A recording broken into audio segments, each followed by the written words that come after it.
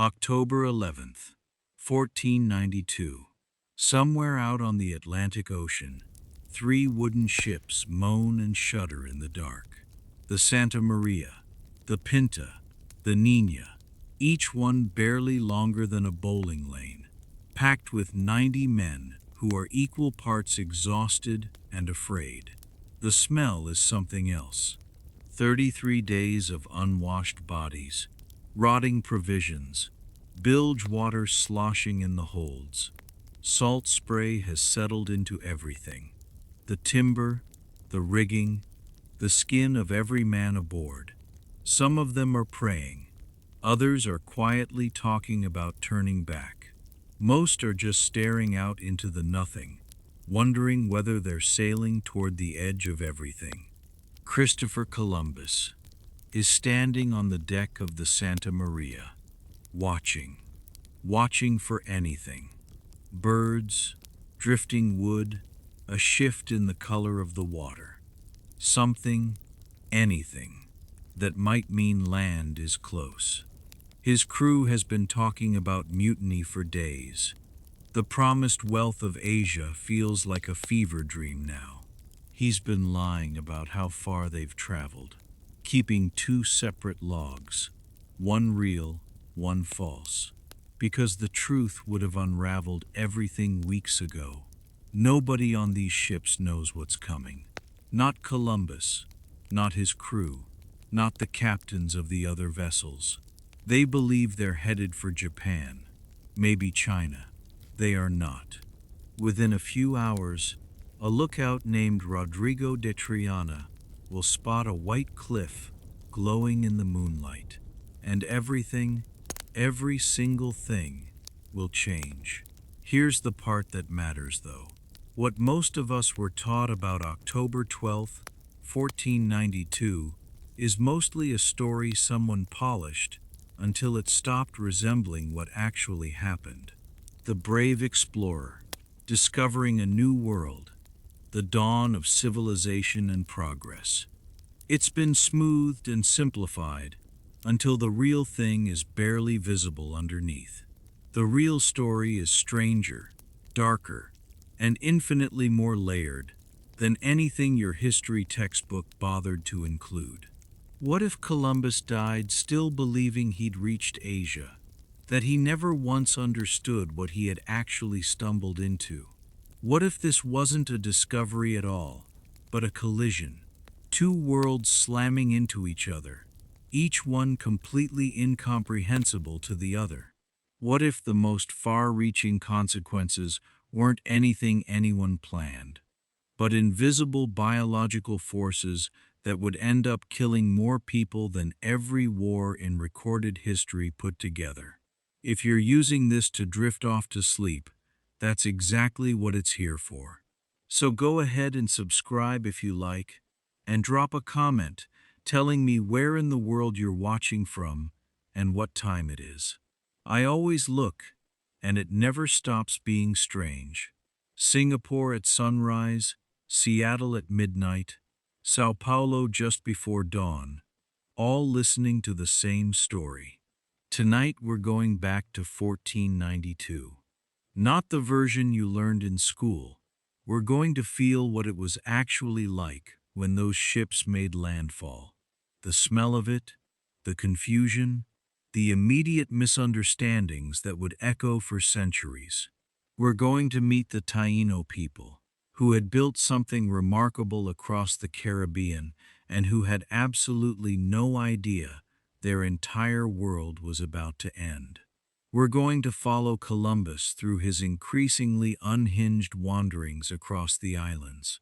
Watch him plant a colony that would vanish without a trace. See him sail back to Spain as a hero, while quietly setting one of history's greatest catastrophes in motion.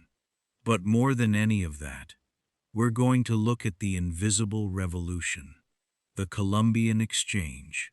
How horses, wheat, and cattle moved west, while potatoes, tomatoes, and syphilis moved east. How smallpox and measles, diseases the Taíno had never once encountered, would accomplish what armies couldn't. How one single moment rewired the biology of an entire planet. The night of October 11th, 1492, was the last night the world existed as two separate things. Two hemispheres that had been evolving on their own for more than 10,000 years, each with its own crops, its own animals, its own diseases, its own fate.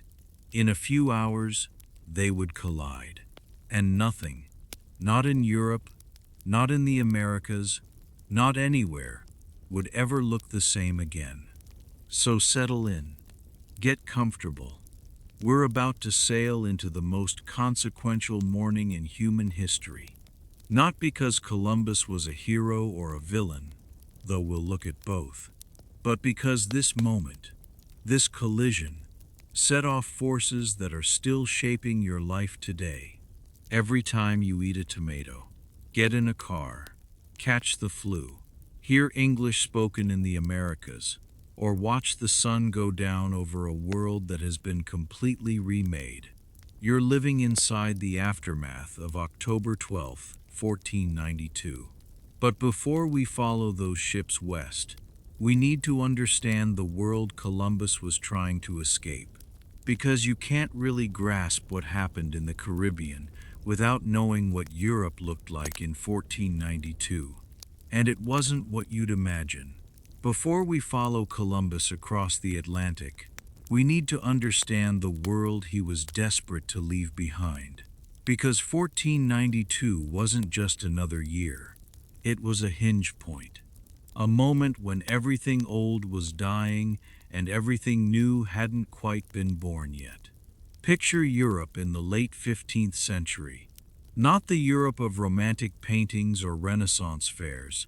The real thing. The lived experience. Start with the smell. Most cities reeked of human waste, animal manure, and the industrial stench of tanneries and dye works. The Black Death had killed somewhere between a third and half of Europe's entire population just 140 years earlier. Some regions still hadn't come back. Walk through parts of the countryside and you'd find abandoned villages, fields gone back to forest, churches with empty pews and no congregations left to fill them. The plague had broken everything. It had shattered the medieval economy, wiped out the surplus labor that had kept peasants poor and lords comfortable. The survivors suddenly found themselves with options their grandparents could never have imagined. Labor was scarce. Wages were rising. The old feudal order was crumbling from the inside. That created opportunity for some people and terror for others. The established powers, the nobility and the church, could feel their authority slipping. They responded the way threatened powers always respond, with violence, with repression, with desperate attempts to reassert control through force. Spain in 1492 was the center of that reactionary energy. On January 2nd of that year, King Ferdinand and Queen Isabella completed the Reconquista, the centuries-long campaign to drive Muslim rulers out of the Iberian Peninsula. The last Muslim kingdom, Granada, fell after a 10-year siege. For the Spanish monarchs, this was both a victory and a new problem. They had just unified their kingdom through holy war. What do you do with a society organized around religious conflict when the conflict suddenly ends? You find a new crusade. Within months, Ferdinand and Isabella issued the Alhambra Decree, expelling every Jew who refused to convert to Christianity. Around 200,000 people were forced to flee, leaving behind property, businesses, and lives their families had built over generations. This wasn't cruelty for its own sake. It was calculated. The monarchs were trying to forge a unified Spanish identity through exclusion. They were also seizing Jewish assets to refill treasuries emptied by decades of war. But there was another problem. Spain had just spent enormous resources conquering Granada. The royal coffers were nearly hollow, and everywhere they looked, other European powers were growing wealthy through trade, while Spain stayed relatively poor and isolated. The source of that wealth was spices: pepper, cinnamon, cloves, nutmeg. These weren't luxuries in any modern sense. They were essential for preserving food, preparing medicine, and signaling status.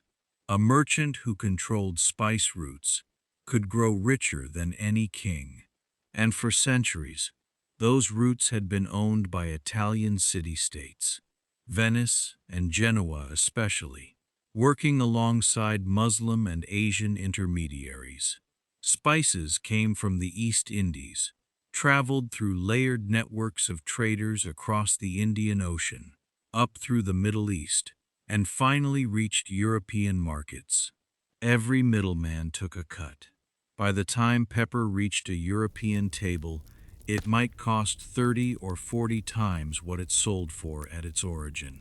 European monarchs were desperate for a way around this system. A direct route to Asia, bypassing all the middlemen, would flood markets with cheap spices and generate almost unimaginable wealth.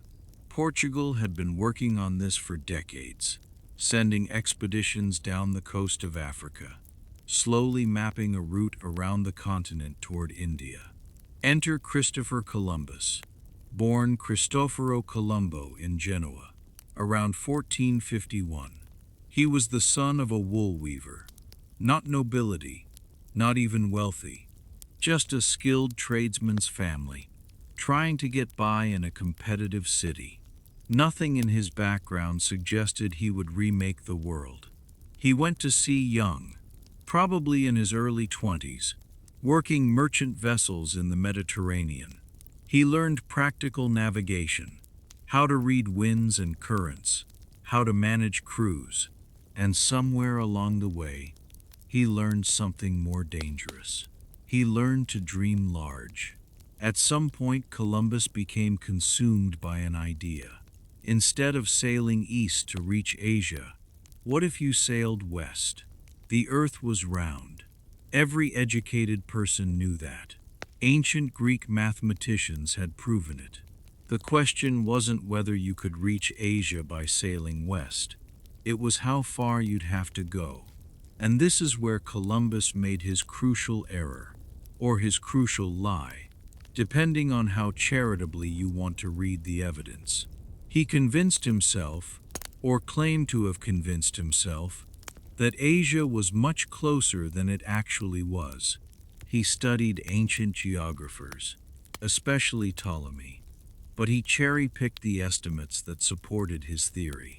He used the smallest proposed circumference of the Earth and the largest proposed extent of Asia. This made the western route look feasible. In reality, Asia was about 12,000 miles away, sailing west from Europe. Columbus calculated it at around 3,000. He was off by a factor of 4. Did he actually believe this? Or was he knowingly selling a story to potential investors? We'll never know with certainty. What we do know is that he became a man possessed. Around 1484, Columbus approached King John II of Portugal with his proposal. Portugal was the obvious target. They had the most advanced navigation knowledge in Europe, the best charts, the most experience with long-range ocean voyages. King John assembled a panel of experts to evaluate the plan. They tore it apart. The distances were wrong. Asia was too far. Any expedition attempting the western route would exhaust its supplies long before reaching anything. The experts were right, of course. If the Americas hadn't existed, Columbus and his crew would have died at sea. King John rejected it. Columbus tried England next, sending his brother Bartholomew to petition King Henry VII. Another rejection. He approached France. Nothing. For nearly a decade, Columbus traveled Europe trying to convince someone, anyone, to fund his impossible voyage. Most potential backers thought he was either deluded or lying. But Columbus had one thing working in his favor: desperation. Not just his own, but Europe's. The fall of Constantinople to the Ottoman Turks in 1453 had disrupted traditional trade routes even further. Portugal's route around Africa was taking decades to develop and remained uncertain. There was a small chance, a lottery ticket, that Columbus might be right, or that he might stumble onto something unexpected. Ferdinand and Isabella initially rejected him too, around 1486, when they were still fully consumed by the war for Granada. But Columbus was persistent. He hung around the Spanish court for years, living on small stipends, periodically repitching his plan. He cultivated influential allies, particularly Luis de Santangel, the royal treasurer, and Juan Perez, a friar with connections to Queen Isabella. These men became his advocates, his quiet lobbyists at court. The essential thing to understand is that Isabella and Ferdinand weren't true believers in Columbus's vision. They were calculating gamblers weighing minimal risk against potentially enormous reward. The actual investment required was relatively small: 3 ships, a few months of provisions, crews that could be recruited from sailors facing unemployment. The contract Columbus demanded was outrageous: 10% of all wealth from any territories discovered, hereditary titles, governorship of new lands.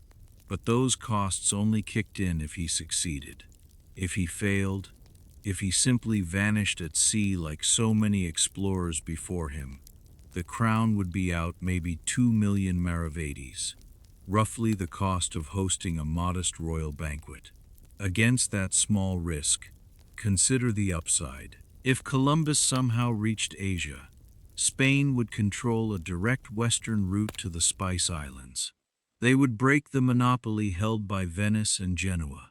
They would become the wealthiest kingdom in Europe overnight. Even if Columbus didn't reach Asia but found something else, new land, new resources, it might still prove profitable. The logic was sound, assuming you were a monarch with ambitions and a stomach for long odds. But Ferdinand and Isabella didn't have money to spare. Not in 1492. Their treasury was depleted from the Granada campaign. So where did the funding actually come from? Here's where the story gets interesting. Most of the money came from a syndicate of Italian merchant bankers operating in Spain, with Luis de Santangel as the primary organizer. These were businessmen looking for investment opportunities, not romantic adventurers. They fronted roughly 1.4 million maravedis. Columbus himself, or rather his backers in Genoa, contributed another 500,000. The Spanish crown's direct contribution was minimal, mostly royal authorization and some salary payments to crew members.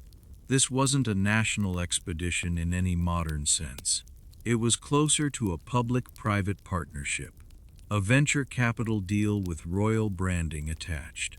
The crown provided legitimacy and legal authority. Private investors provided the cash. Columbus provided expertise and absorbed the personal risk. Everyone was gambling that long odds might pay off. On April 17, 1492, Ferdinand and Isabella signed the capitulations of Santa Fe, the contract granting Columbus his titles and percentages in exchange for his service. On August 3rd, just 7 months after the fall of Granada, and 4 months after the expulsion order for the Jews was issued, 3 small ships slipped out of the port of Palos. Columbus was 41 years old. He had spent nearly a decade begging for this moment. he was deep in debt, personally and financially committed to an idea that most educated people considered nonsense. He was carrying letters of introduction to the Great Khan of China, a ruler whose dynasty had actually ended 120 years before.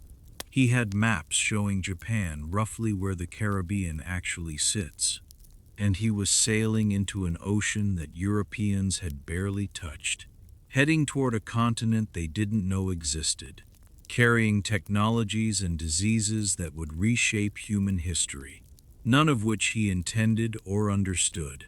But before we follow him out onto that ocean, take one last look at the Europe he was leaving behind, a continent scarred by plague and war, societies organized around religious exclusion and rigid hierarchy, economies starving for new sources of wealth, technologies just advanced enough to cross an ocean, but not wise enough to understand what would be waiting on the other side.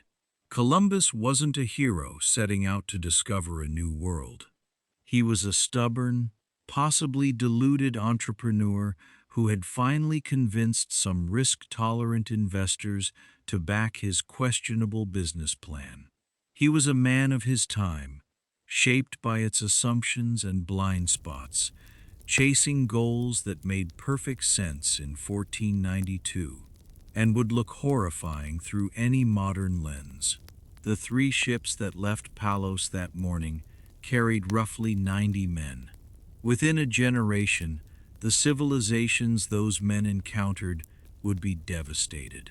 Within a century, the world's population centers would shift, its ecosystems would be transformed, and the modern global order would begin to take shape. But none of it was intentional. None of it was planned. It happened because Columbus was wrong about geography, right about seamanship, and fortunate enough to run straight into a continent he wasn't looking for. Now let's follow those ships west, into the unknown. August 3rd, 1492. 3 ships ease out of Palos de la Frontera in the gray before dawn. Not for dramatic effect. Columbus needed the morning tide. The Niña, the Pinta, and the Santa Maria.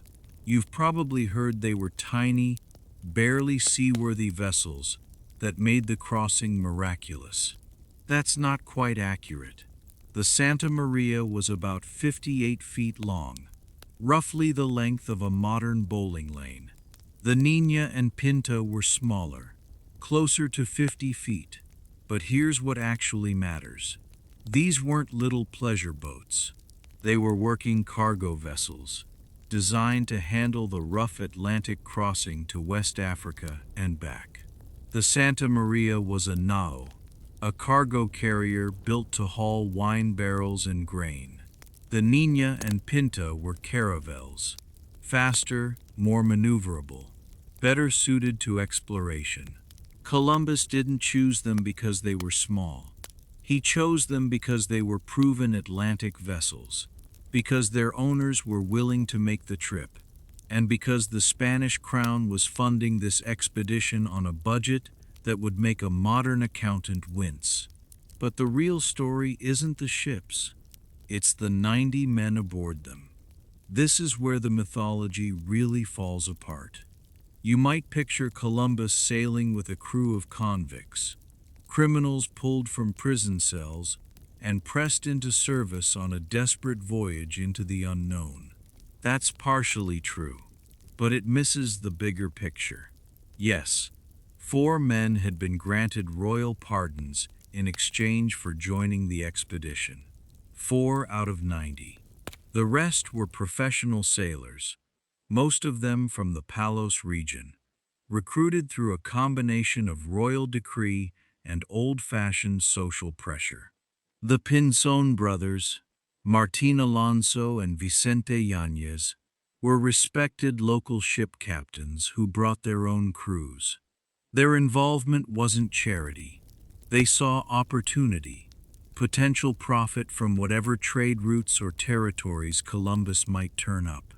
Then, there were the specialists, a ship's physician, a translator who spoke Arabic because Columbus expected to reach Asia, a comptroller to record any gold or valuables they found, several minor nobility looking for advancement, the personal servant of Columbus himself. These weren't desperate men with nothing to lose. These were professionals making a calculated bet. But what they didn't have was certainty. Nobody knew exactly how far they'd have to sail. Columbus told them maybe 2,400 miles to Japan. He was lowballing. The actual distance to Asia going west is over 12,000 miles. There's an entire continent in the way, and an ocean beyond that. But Columbus either didn't know or didn't care. He had convinced himself that the world was smaller than the ancient geographers claimed, that Asia extended farther east than anyone believed, that the journey was possible with medieval technology and limited supplies. So they sailed first to the Canary Islands, where they stopped for repairs. The Pinta's rudder needed fixing. They took on water, fresh provisions, the last European food most of them would eat for months. Then on September 6th, they pushed off into the true unknown, the ocean sea, what we now call the Atlantic. This is where the psychological journey begins. The first week, spirits are high. Good winds, clear skies, the ships making steady progress. Columbus keeps 2 logs. The one read to the crew shows conservative distances. The private log, his real calculations, shows the true mileage. Why the deception? He's managing fear. If the crew knows exactly how far they've sailed from any known land, they might panic, might demand to turn back before the point of no return. By the second week, the novelty is wearing off. They're in open ocean, no land visible in any direction, just endless blue water and sky. The ships are small enough that every man can feel the Atlantic swells, the constant motion that never stops. Not even when you're trying to sleep on a wooden deck or in a cramped below-deck space that smells of bilge water and sweat and salt. They start seeing things, floating seaweed that seems to go on forever. This is the Sargasso Sea, a vast region of the Atlantic where ocean currents create an enormous gyre of drifting vegetation. To sailors in 1492, it looks wrong, unnatural, like the ocean is gradually becoming land, like they're about to run aground thousands of miles from shore. The seaweed tangles around the rudders, slows their progress, creates a feeling that the ocean itself is trying to stop them. Some of the men become convinced they'll never make it home. The winds that have been driving them west, perfect sailing winds that Columbus takes as divine favor, those same winds mean they might never be able to sail back east. They'll reach Asia, if they reach anything at all, and they'll be stranded there, too far to return. Columbus tries to reassure them. The winds will shift, he says. They always do. Trust him. Trust God. Keep sailing.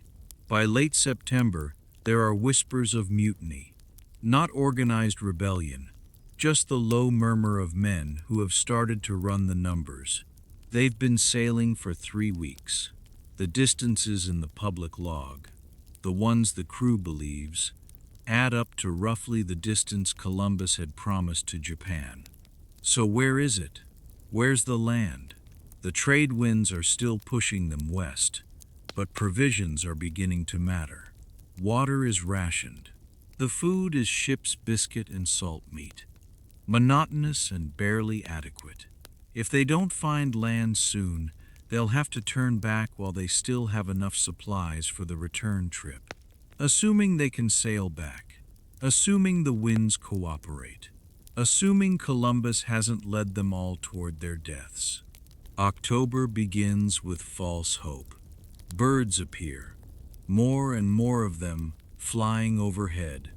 Birds mean land. Everyone knows that. But how far? Birds can fly for days. These could be coming from islands hundreds of miles away. Or land could be imminent. Columbus starts watching for signs with desperate intensity. Floating branches with green leaves still attached. A piece of carved wood, clearly shaped by human hands. A small board, a stick encrusted with barnacles. The crew's mood swings wildly between hope and despair. Every sunset without land brings fresh complaints. Every sunrise with new bird sightings brings renewed energy. Columbus promises rewards. The Spanish monarchs have offered 10,000 maravedis, a silk doublet, and a lifetime pension to whoever spots land first. The men start seeing things, phantom coastlines that dissolve as they draw near, cloud formations that look exactly like mountain ranges. The human eye, desperate for patterns, finds them wherever it looks. On October 10th, the situation reaches its breaking point. It's been 33 days since they left the Canaries. Over a month of nothing but ocean. Martín Alonso Pinzón, captain of the Pinta, suggests they hold on for 3 more days. If they don't find land by then, they turn back. Columbus agrees, though his private writing suggests he would have kept going regardless. He's too invested now, too certain of his calculations, or too stubborn to admit error. October 11th, the final day of the deadline. The signs are everywhere now. More birds than they've seen since Europe. Fresh vegetation drifting past. A small branch with red berries still attached. The water changes color, lighter, suggesting shallow sea ahead. Islands. It had to be islands. That night, Columbus thinks he sees a light. A faint flicker on the horizon, like a candle being raised and lowered. He calls witnesses, but by the time they arrive, it's gone. Was it real? Wishful thinking? Some strange trick of the atmosphere? No one knows. And it doesn't matter, because at 2 in the morning on October 12th, Rodrigo de Triana, a lookout on the Pinta, sees something unmistakable. White cliffs shining in the moonlight. Land. After 33 days of sailing into nothing, after weeks of doubt and fear and near mutiny, after a month of trusting Columbus's calculations against every sailor's instinct, they've found it. The ships heave to, dropping anchor in the darkness. No one is going to risk a night approach to an unknown shore. So they wait. The crew, the men who have been questioning everything for weeks, they wait in the dark, just off the coast of what they believe is Asia. They don't know they've discovered a continent that will change everything.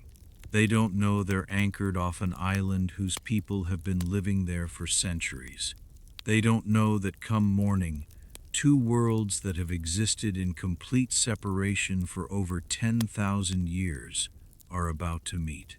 They just know they found land. They survived.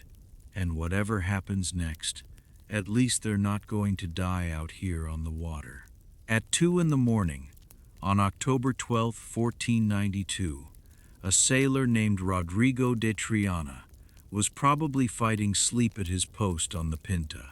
He had been staring into darkness for 33 days, watching endless ocean, seeing nothing but waves and more waves. Then something changed. A shadow against the stars. A darkness darker than the water. He had seen false landfalls before. Clouds on the horizon that looked like mountains. Moonlight playing tricks on waves. But this was different. This was solid. He screamed it out. "Tierra! Tierra!" The cry carried across the water between the ships. Within minutes, every sailor in the fleet was awake, straining toward the western horizon. Columbus appeared on deck, squinting into the dark. He could see it too, a low, dark mass interrupting the star line. After 33 days, after years of planning, after a lifetime of obsession, he had found land. But here is where it gets complicated. Columbus had promised a reward, 10,000 maravedis a year for life, to whoever spotted land first. That reward should have gone to Rodrigo de Triana. He saw it first. He called it out. Everyone aboard was a witness. But Columbus claimed that he himself had seen a light, a faint flickering on the horizon hours earlier, around 10 at night. A light that apparently no one else had noticed. A light he hadn't bothered mentioning at the time. A light that was almost certainly invented after the fact, because Columbus wanted that reward for himself. He got it. The sailor who actually spotted land received nothing. This wasn't just petty theft. It was the first of many acts of casual cruelty that would define Columbus's time in the Americas. The pattern was established before his feet ever touched shore. Take the credit. Take the reward. Take whatever you want because you have the power to do it. But for now, in those dark hours before dawn, none of that mattered yet. The fleet hove to and waited for daylight. No one was reckless enough to attempt a landing on an unknown shore in complete darkness. So they waited, bobbing on the swells, watching the dark shape slowly reveal itself as the sky began to lighten in the east. Columbus must have been unable to sleep. He had imagined this moment for years. In his mind, he was about to step onto Asia.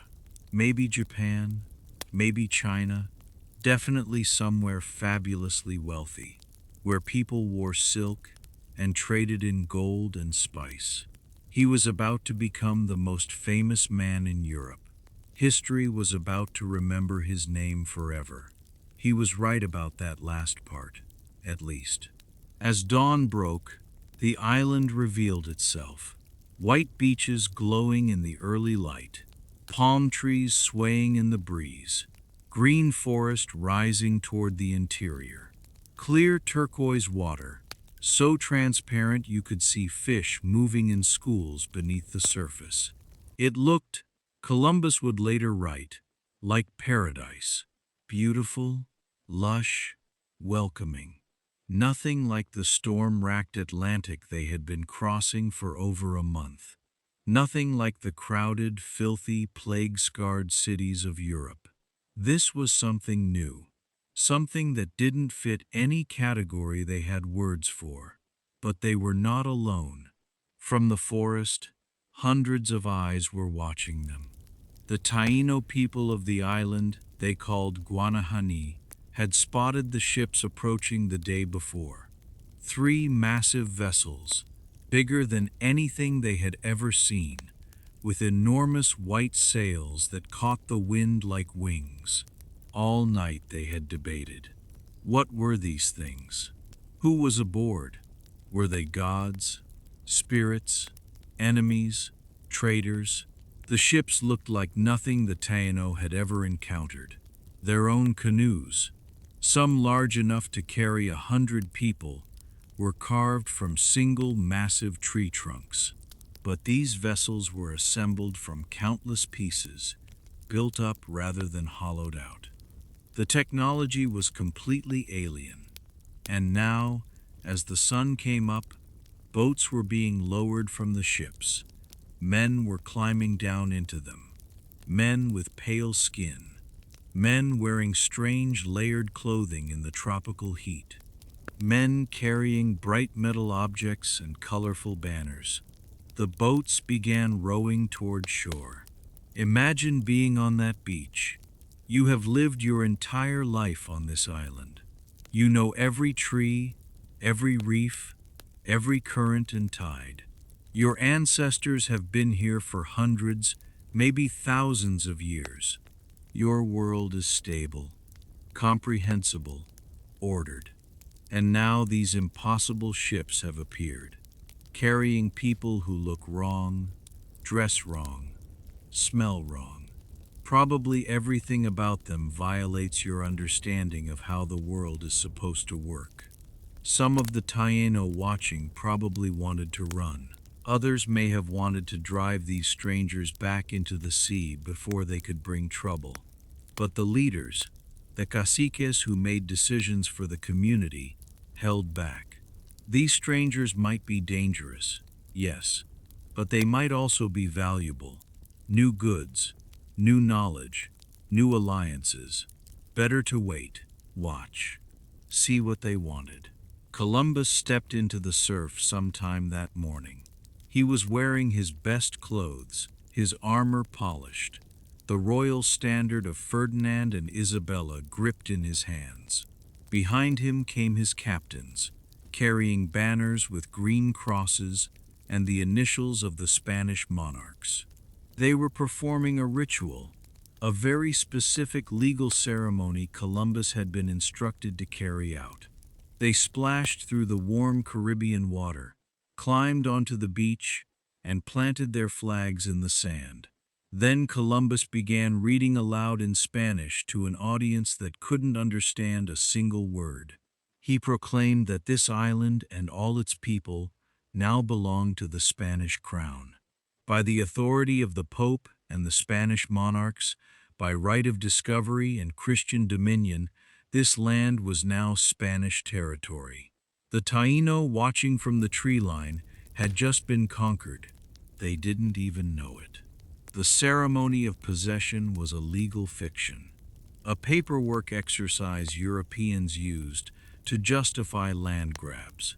The logic ran like this: if a Christian nation discovered a land inhabited by non-Christians, they could claim it simply by performing this ritual.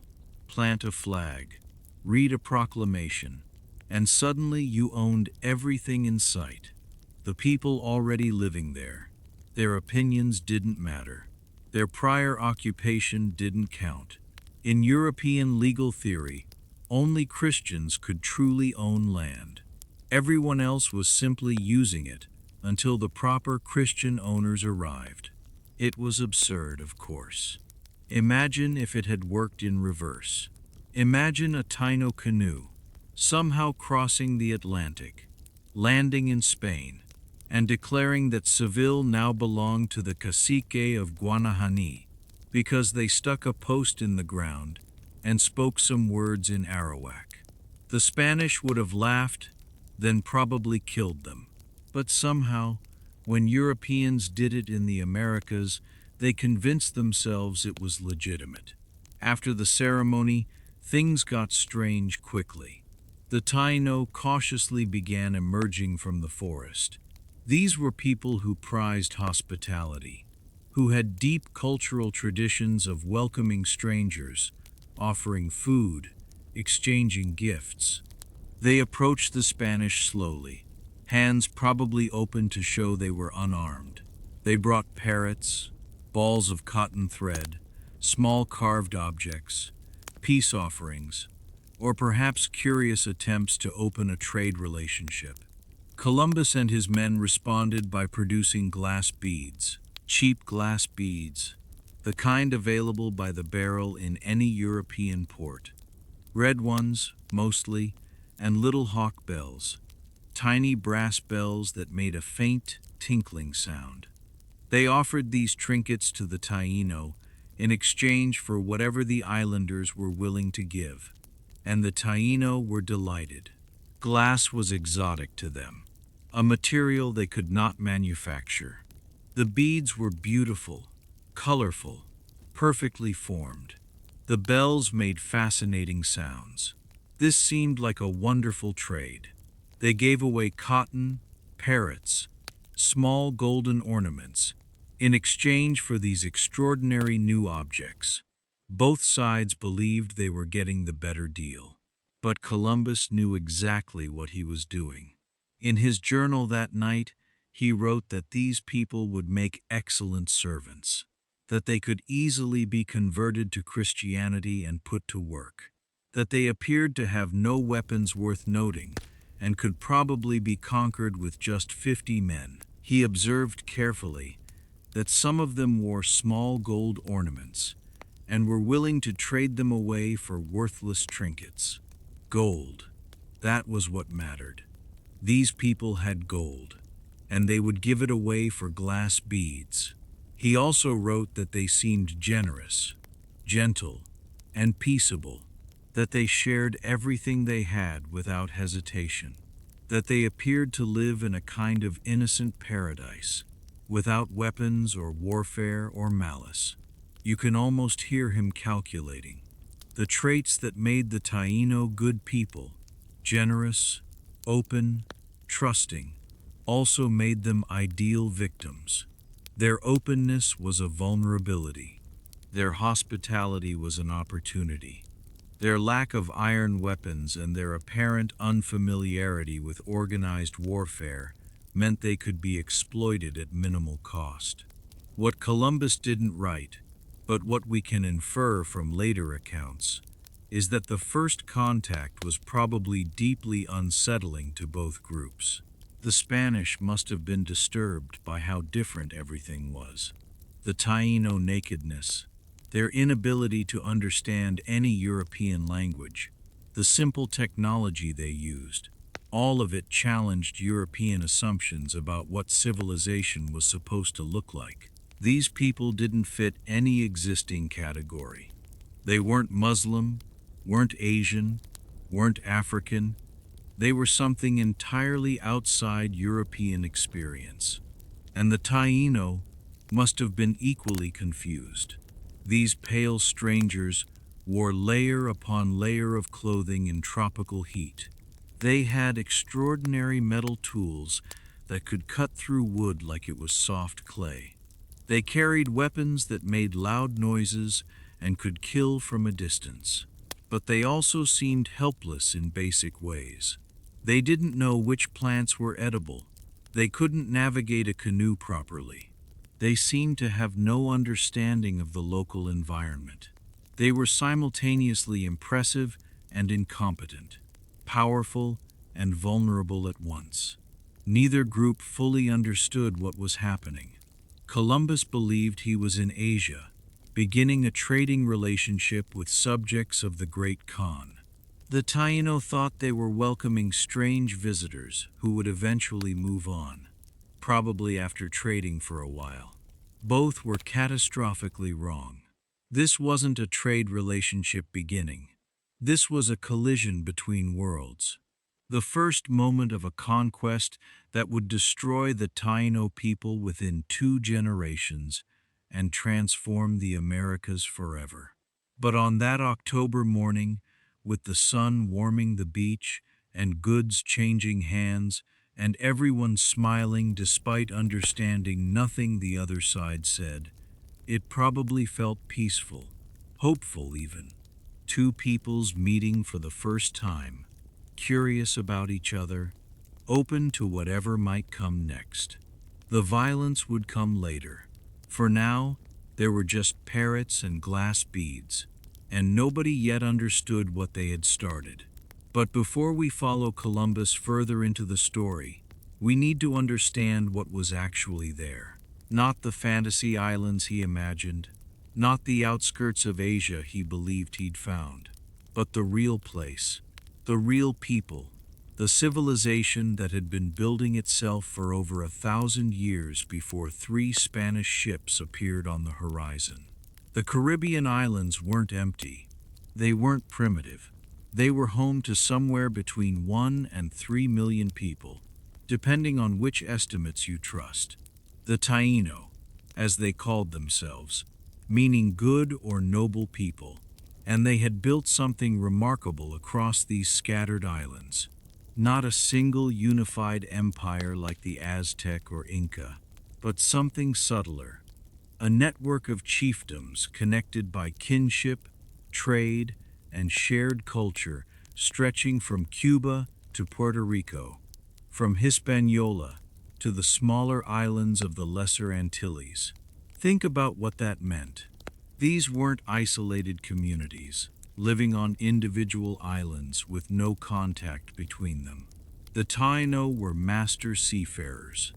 They built canoes, some large enough to carry 50 people, carved from single massive tree trunks, ceiba trees, cotton trees, which they considered sacred, the dwelling places of ancestral spirits.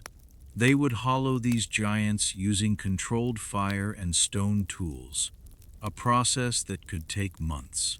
The result was ocean-going vessels capable of traveling hundreds of miles between islands. And they did travel constantly. Archaeological evidence shows trade goods moving across enormous distances. Stone tools made from materials found only on specific islands turning up hundreds of miles away. Shell ornaments crafted in one location appearing in graves on distant islands. Pottery styles spreading and evolving as groups shared techniques and designs. This wasn't random drift.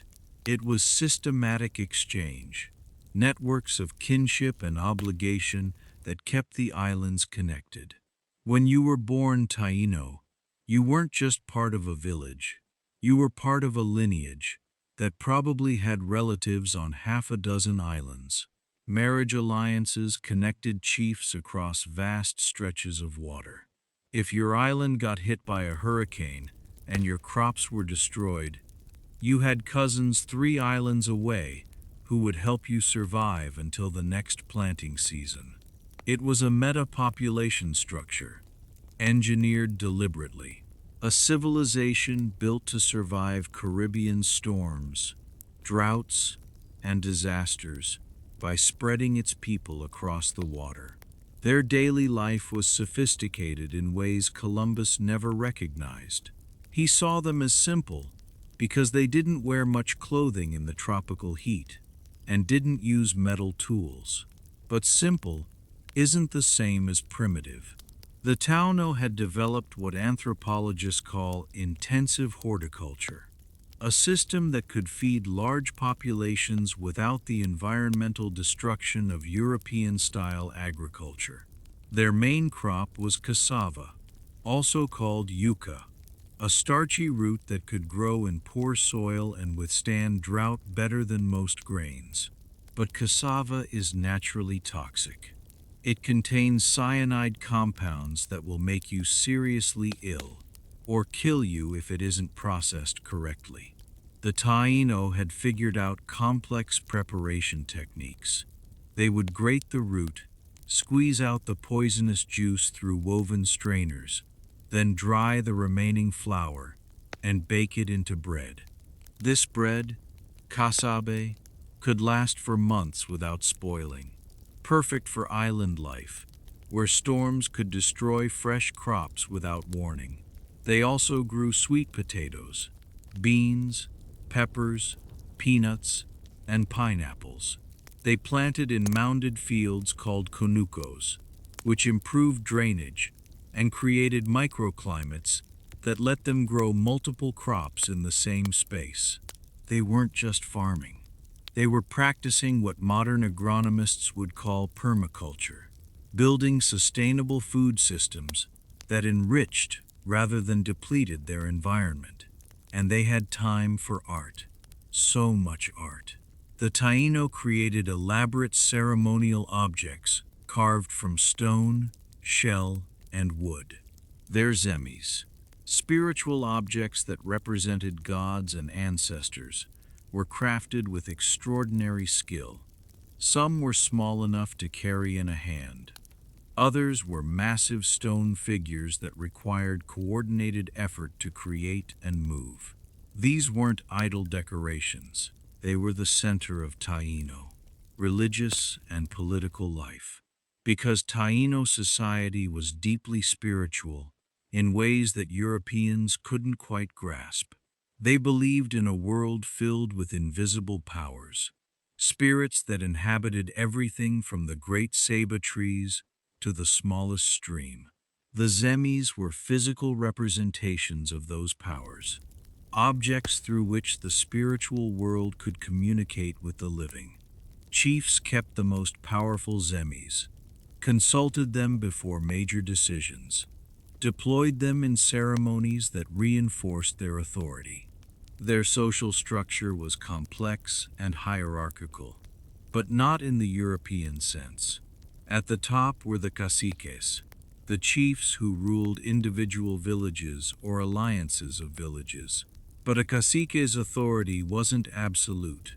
It was earned and maintained through generosity, spiritual power, and demonstrated leadership. A cacique who failed his people could lose his position. The role wasn't simply inherited. It required ongoing proof. And here is something that would have stunned Columbus if he had understood it. Taíno society had significant roles for women, in ways that European society did not. Women could become caciques. Not often, but it happened. Female chiefs led villages and commanded genuine respect. More commonly, women held important positions as spiritual leaders, as shamans called bohiques who could communicate with the spirit world and treat illness. Taíno cosmology was elaborate.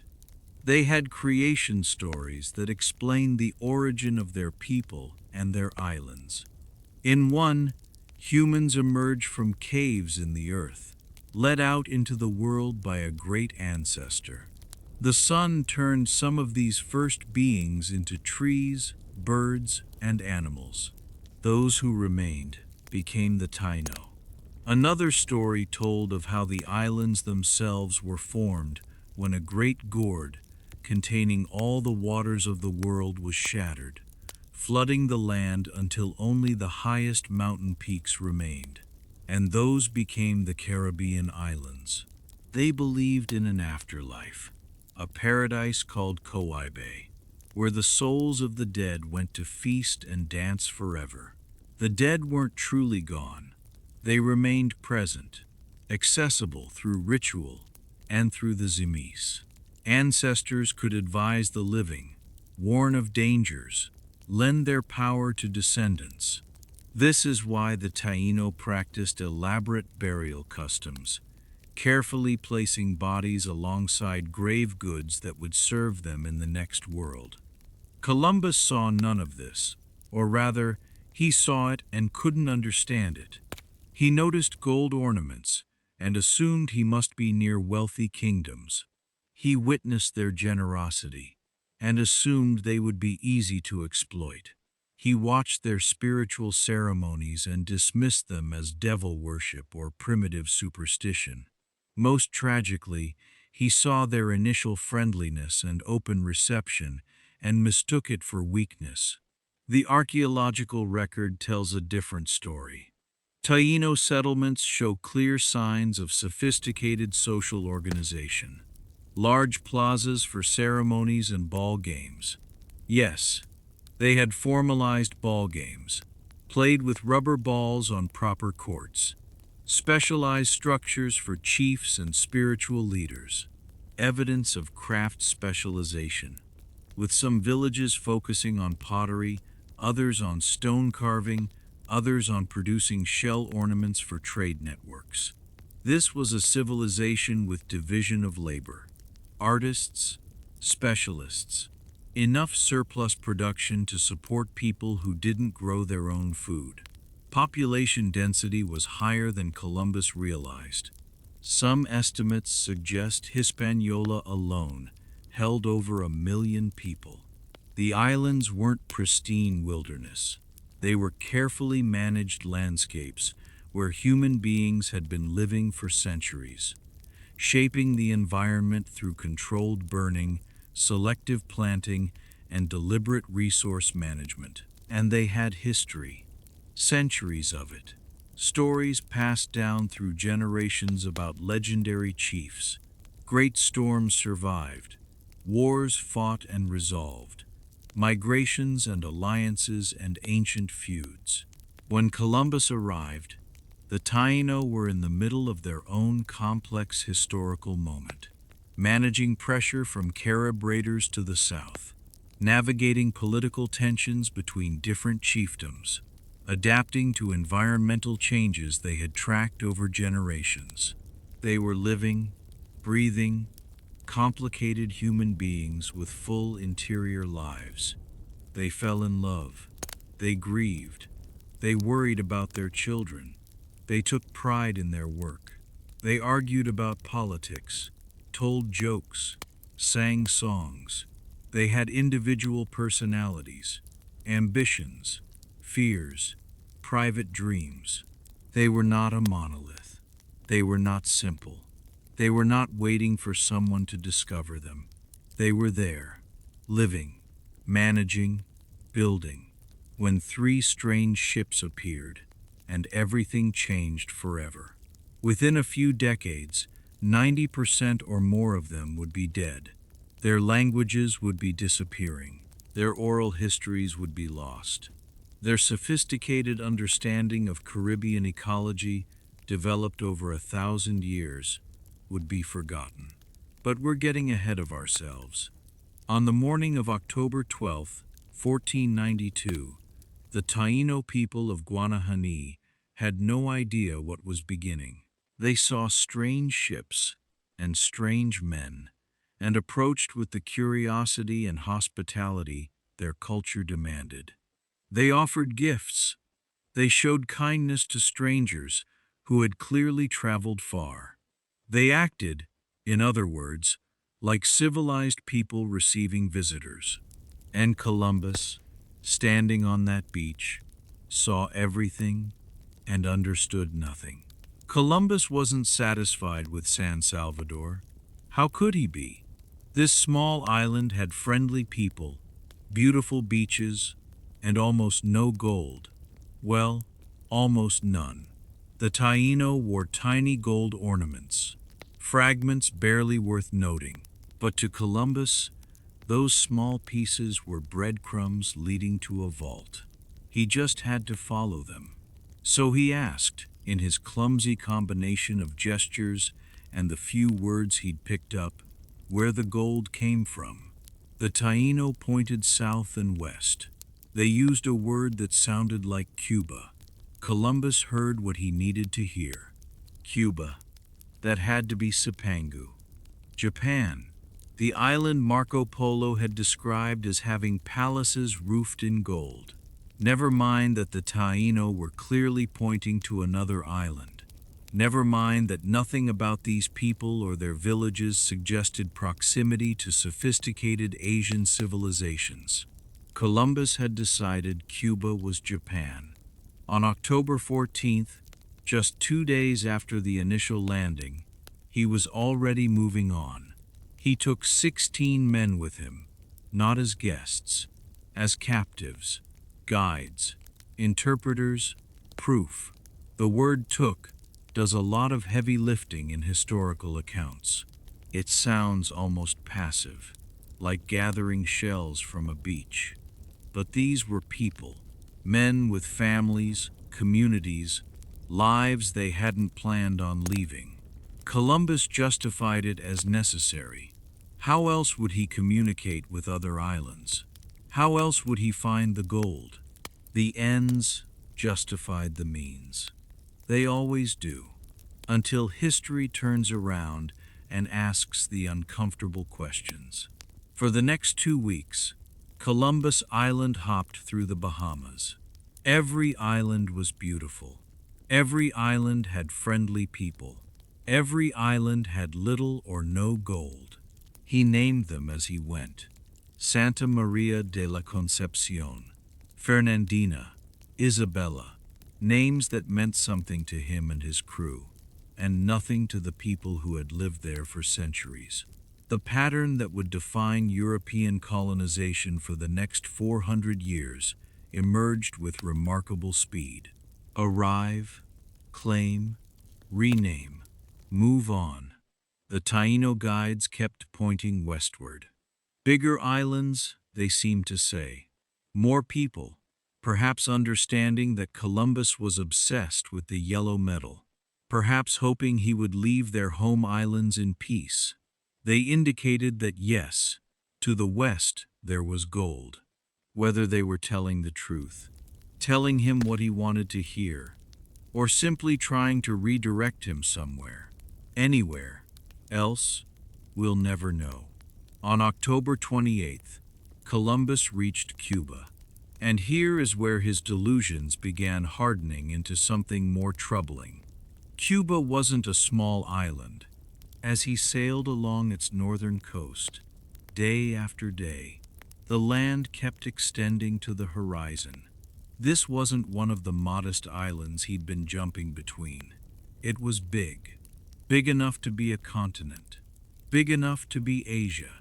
Columbus convinced himself, completely, absolutely convinced himself, that this was the mainland of China, not an island in a previously unknown archipelago, not a new world, the actual mainland of Asia, exactly where he had planned to arrive. He sent scouts inland looking for cities, for representatives of the Khan, for evidence of the sophisticated civilization that must surely be just beyond the next valley. They found Taíno villages, tobacco farms, communities living in organized settlements, but nothing remotely resembling Chinese cities. The scouts returned with reports of a large village, perhaps 50 houses, where people grew cotton and cultivated a strange plant they dried and burned for smoke. The locals had been friendly, even astonished by the Europeans, but there were no gold temples, no Silk Road officials, no evidence whatsoever that they were anywhere near China. Columbus wrote it all down anyway, describing Cuba as part of the Asian mainland with such certainty you'd think he had personally walked the streets of Beijing. This wasn't just optimism. This was a man who needed reality to conform to his promises. He had told Ferdinand and Isabella he could reach Asia by sailing west. Therefore, this had to be Asia. The alternative was that he had made the most expensive navigational mistake in history. For 6 weeks, he explored Cuba's northern coast, sailing into harbors, meeting local populations, always hunting for the gold that would justify the voyage. The Taíno of Cuba were similar to those in the Bahamas, generous, curious, organized into larger communities with what appeared to be more developed agriculture. They grew cassava, corn, sweet potatoes. They maintained extensive trade networks, as evidenced by the variety of materials found in their settlements. But they didn't have the vast gold deposits Columbus had promised. His journals from this period show a man trying to reconcile two incompatible realities. He described the land as extraordinarily beautiful, the climate as perfect, the harbors as excellent, all of which was true. But then he'd write about how this must be the land Marco Polo had described, how the Khan cities must be just a few miles inland, how the gold mines were certainly close. He was describing two places at once, the place that actually existed and the place he desperately needed to exist. By early December, the Taíno guides were indicating another large island to the east.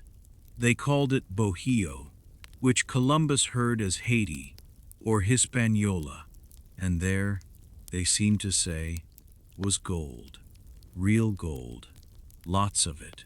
Maybe they were tired of these strange bearded men prowling their coasts.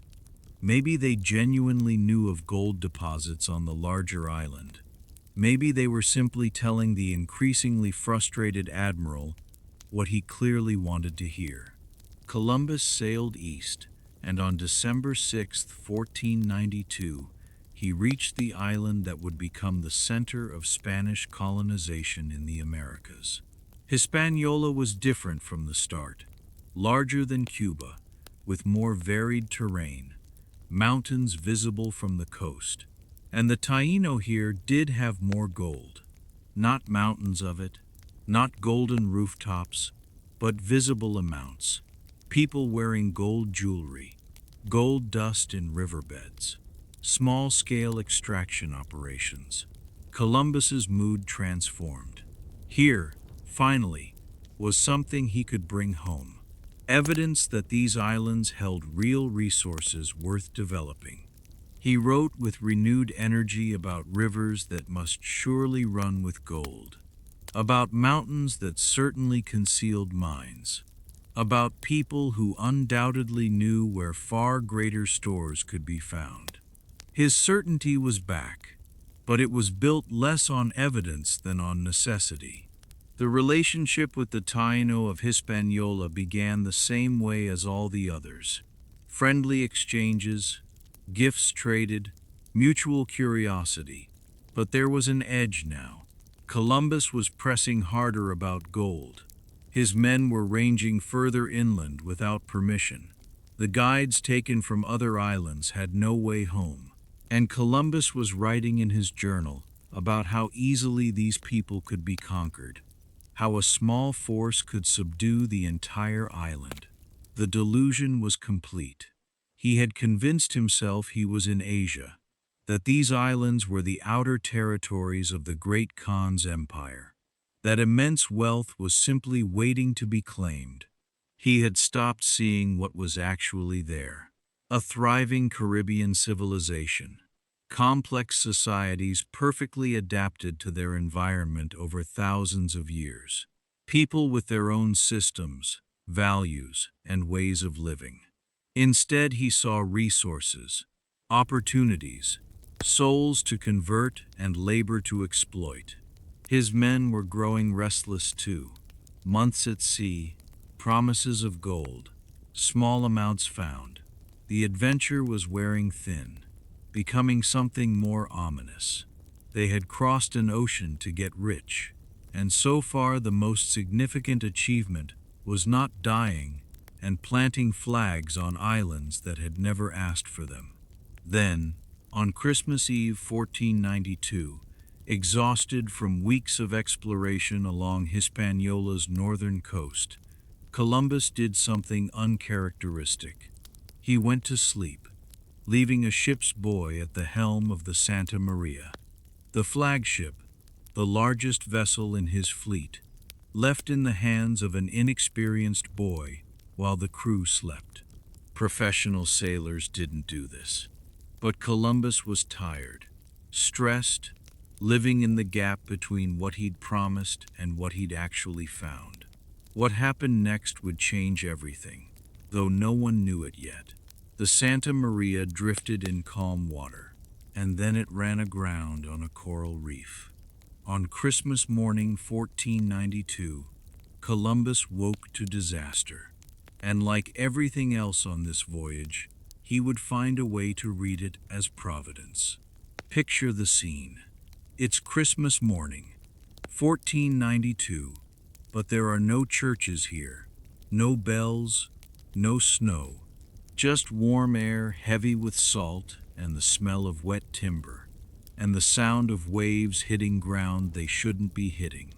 In the night, Columbus's flagship, the Santa Maria, had drifted onto a reef off the coast of what is now northern Haiti. Not in some dramatic storm, just a quiet, almost lazy disaster. A dozing helmsman, a current no one had properly read, a slow grinding sound in the dark, wood on coral. By the time the sun came up, the ship that had carried him across the Atlantic was finished. The hull was stuck fast. The timbers were beginning to twist. The Santa Maria would never sail again. On most voyages of the 15th century, this would have been the end of the story. Shipwreck, panic, desperate repairs, and if those failed, starvation or slow disappearance from the record. But Columbus was not ready to let the story end. He looked at the wreck and saw something else. He saw building material.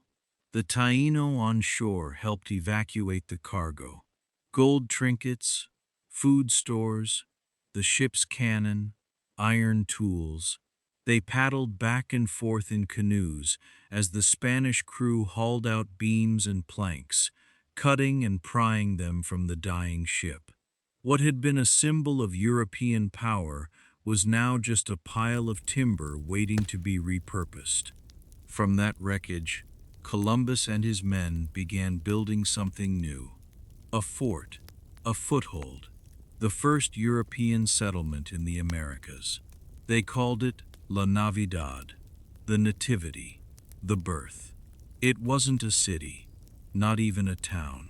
Think smaller, a palisade of wooden stakes.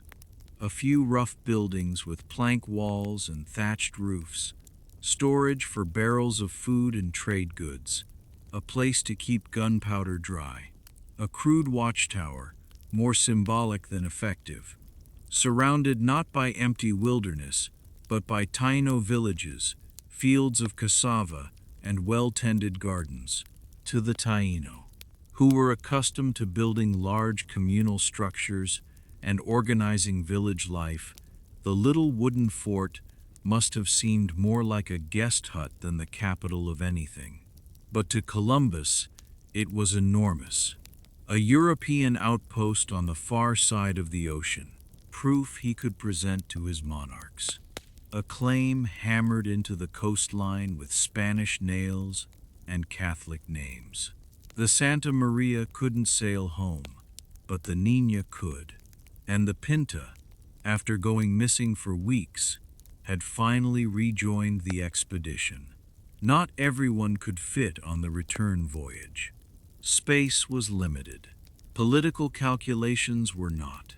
So Columbus made a decision. He would leave some of his men behind.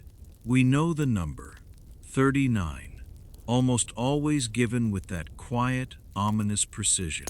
Not 40, not about 3 dozen, 39 men, suddenly becoming something new in history. The first permanent, though not for long, European residents in the Caribbean. Who were they? Not nobles, not admirals, not royal envoys. Most were ordinary sailors, craftsmen, lower-ranking officers. A few were men Columbus didn't particularly mind parting with. Some had caused trouble during the voyage. Others were ambitious, drawn by the idea of staying in this warm green world instead of returning to cold, uncertain Spain. A handful perhaps were genuinely curious. Columbus promised them riches, gold to be found inland, land to be claimed, glory in the service of Castile and Aragon. He may have wrapped it all in pious language, preparing the way for priests and churches. But the men probably heard something simpler. Stay here, and you could end up lords of your own small world. He gave them rules, too. Keep the peace with the Taíno. Obey the leaders he appointed. Don't wander far without permission. Don't mistreat the people who had so far fed them, housed them, and helped them salvage the wreck. Those instructions would not survive the months ahead. To help maintain goodwill, Columbus left gifts for the local cacique, Guacanagari, whose people had helped rescue the Santa Maria's crew. He praised Guacanagari's kindness. He saw an ally, a potential client ruler, someone who could be turned into Spain's man on the island. Then he did what must have felt, even to him, both thrilling and terrifying. He sailed away.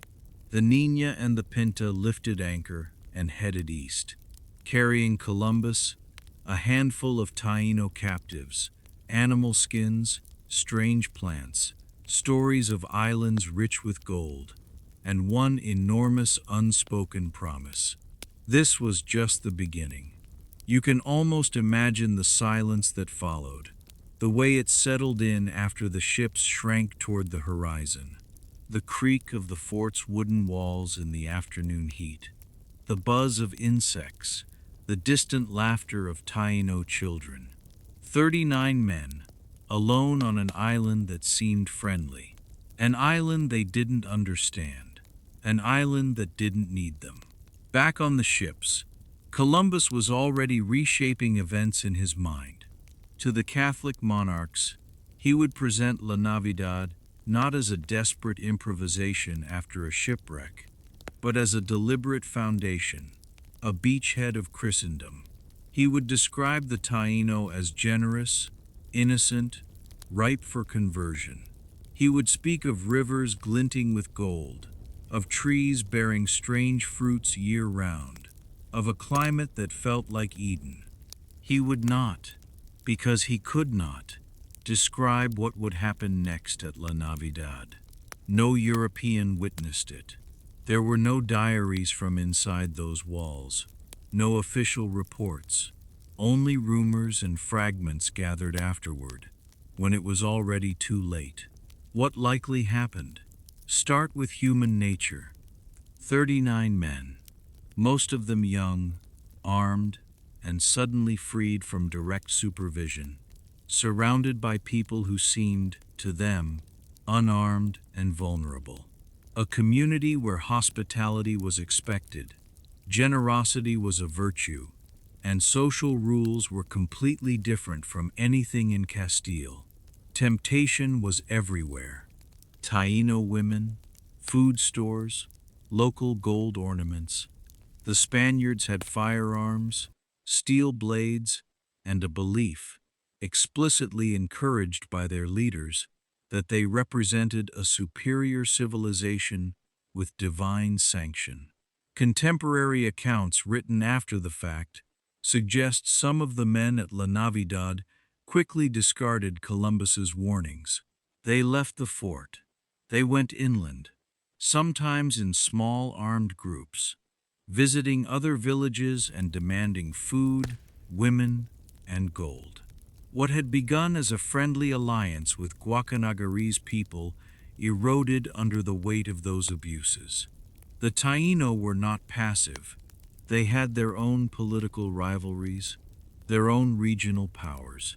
Other caciques, less invested in this new alliance with the strangers, may have seen both opportunity and danger in the newcomers' behavior. Strange men with strange weapons had appeared, making demands, disregarding customs, violating boundaries. In a world where inter-community conflicts already existed, these intruders might have been treated like any other hostile group, one that could, if necessary, be removed. Disease may also have played a role. Even a handful of infected sailors could have introduced pathogens that no Taíno immune system had ever encountered. Smallpox, measles, influenza, unknown fevers. In later decades, these diseases would devastate entire populations. At La Navidad, they may have killed some of the colonists outright, or weakened whatever alliances remained as sickness spread and suspicion grew. There was internal conflict too. 39 men, no women, no long-term structure, no clear path to wealth, except what could be taken. Factions could form quickly. Leadership could be challenged. Mutiny or violence among the colonists themselves was not just possible, it was likely. So picture La Navidad not as a quiet, drowsy outpost, but as a pressure cooker, frustrations building, promises of gold going unfulfilled, tensions with the surrounding Taíno rising slowly as news of Spanish behavior traveled along kinship networks and trade routes. Outsiders testing every boundary, insiders testing each other. By the time Columbus returned in late 1493, with a full second expedition, 17 ships, hundreds of men, horses, seeds, tools, priests, La Navidad was silent.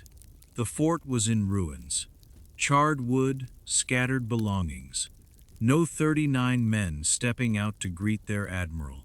No triumphant stories of gold discovered and alliances secured. Just absence. Guacanagari told Columbus that another Taíno leader had attacked the fort, that his own people had been unable to defend the Spaniards, that all of the colonists were dead.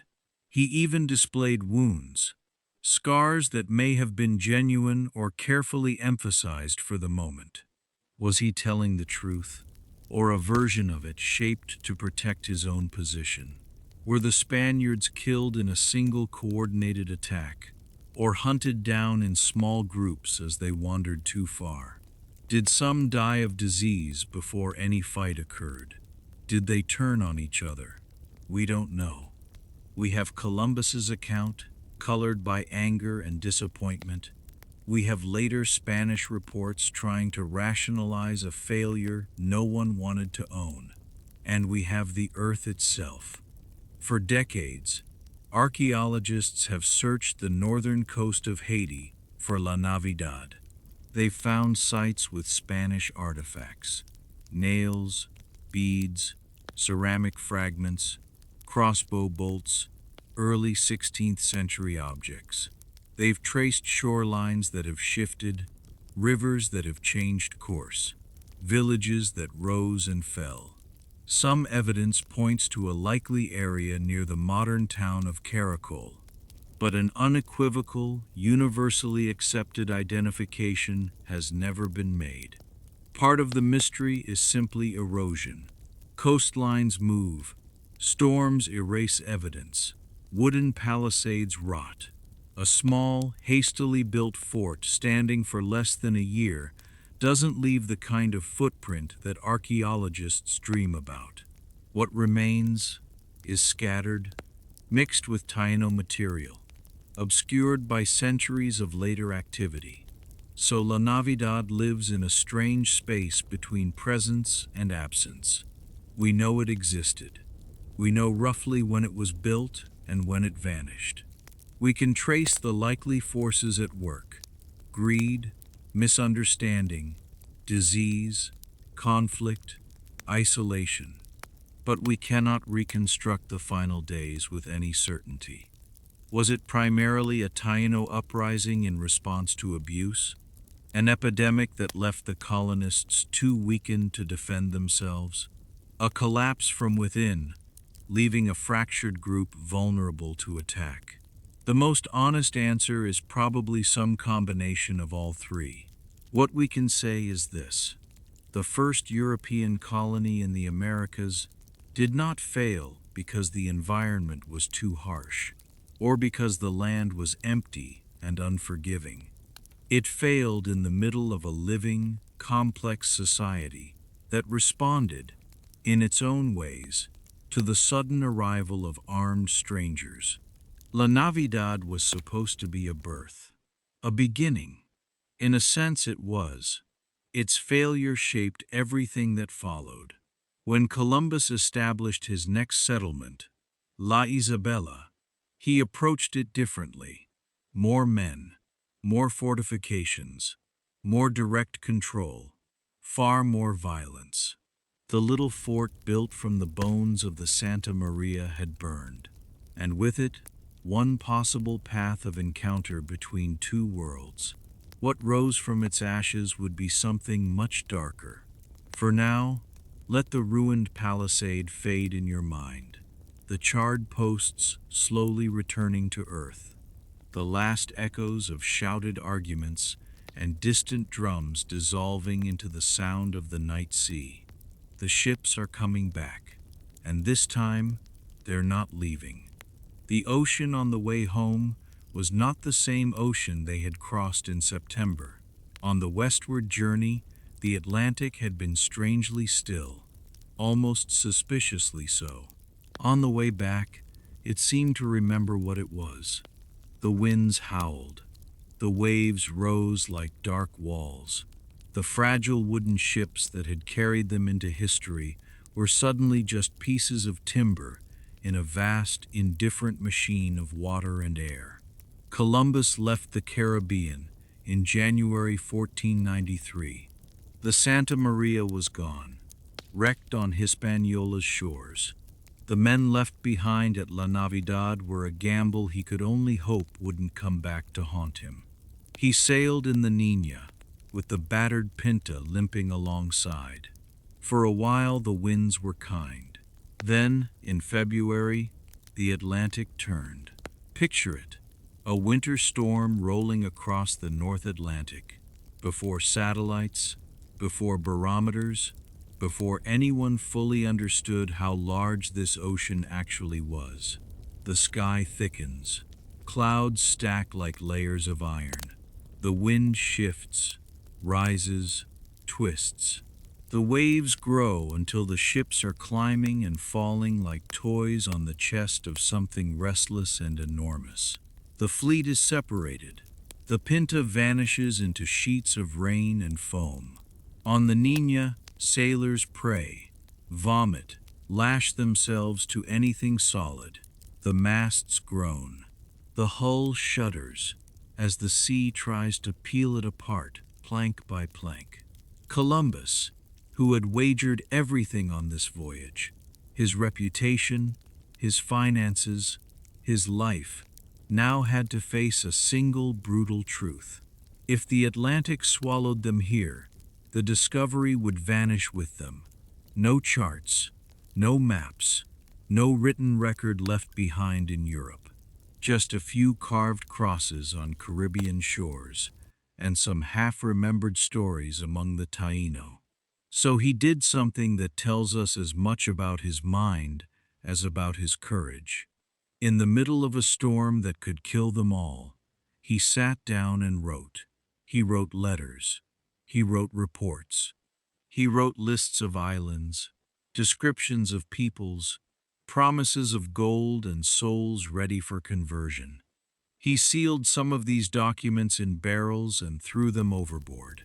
Messages in a bottle, designed not for rescue, but for legacy. If the Niña went down, maybe the ocean would wash his words ashore in Portugal, in Spain, somewhere. Maybe some fisherman would crack open a salt-stained barrel and find the birth certificate of Europe's new age. He survived.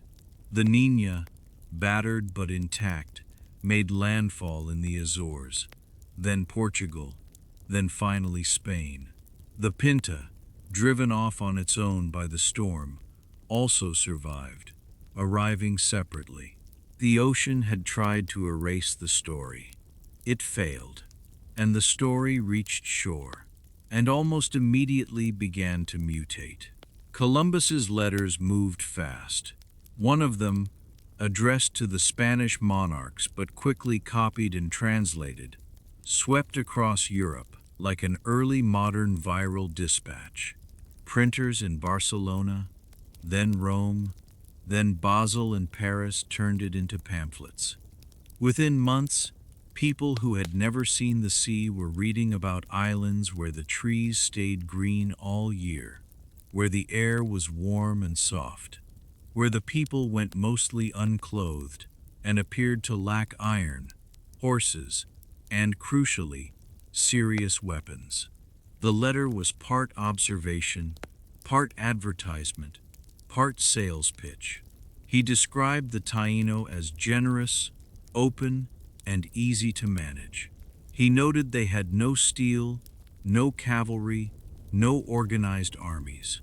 He talked about gold, always the gold, though he had seen more hints than actual deposits.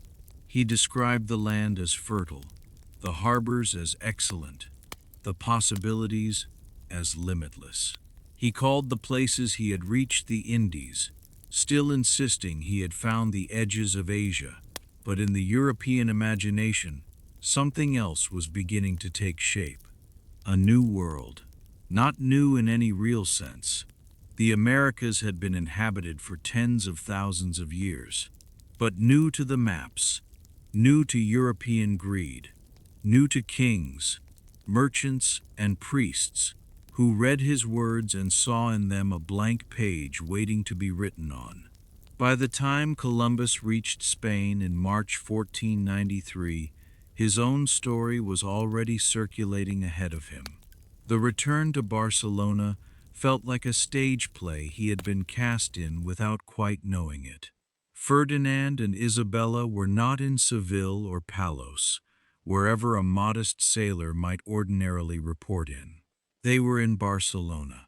presiding over affairs of state, basking in the completion of the Reconquista, the expulsion of the last Muslim kingdom from the Iberian Peninsula just months before Columbus had sailed.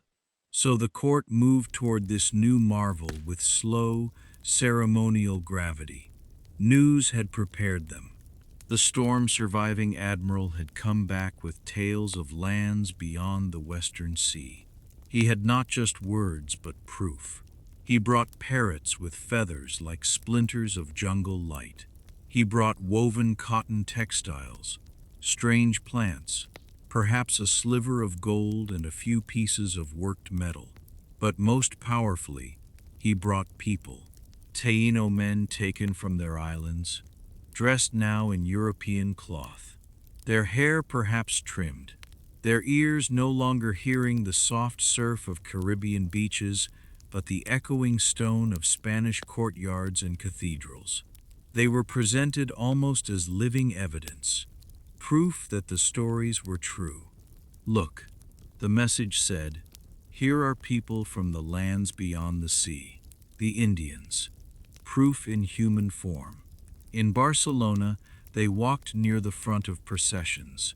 Chroniclers described them as exotic, gentle, bewildered, curiosities among the fur robes and gleaming armor of the Spanish nobility.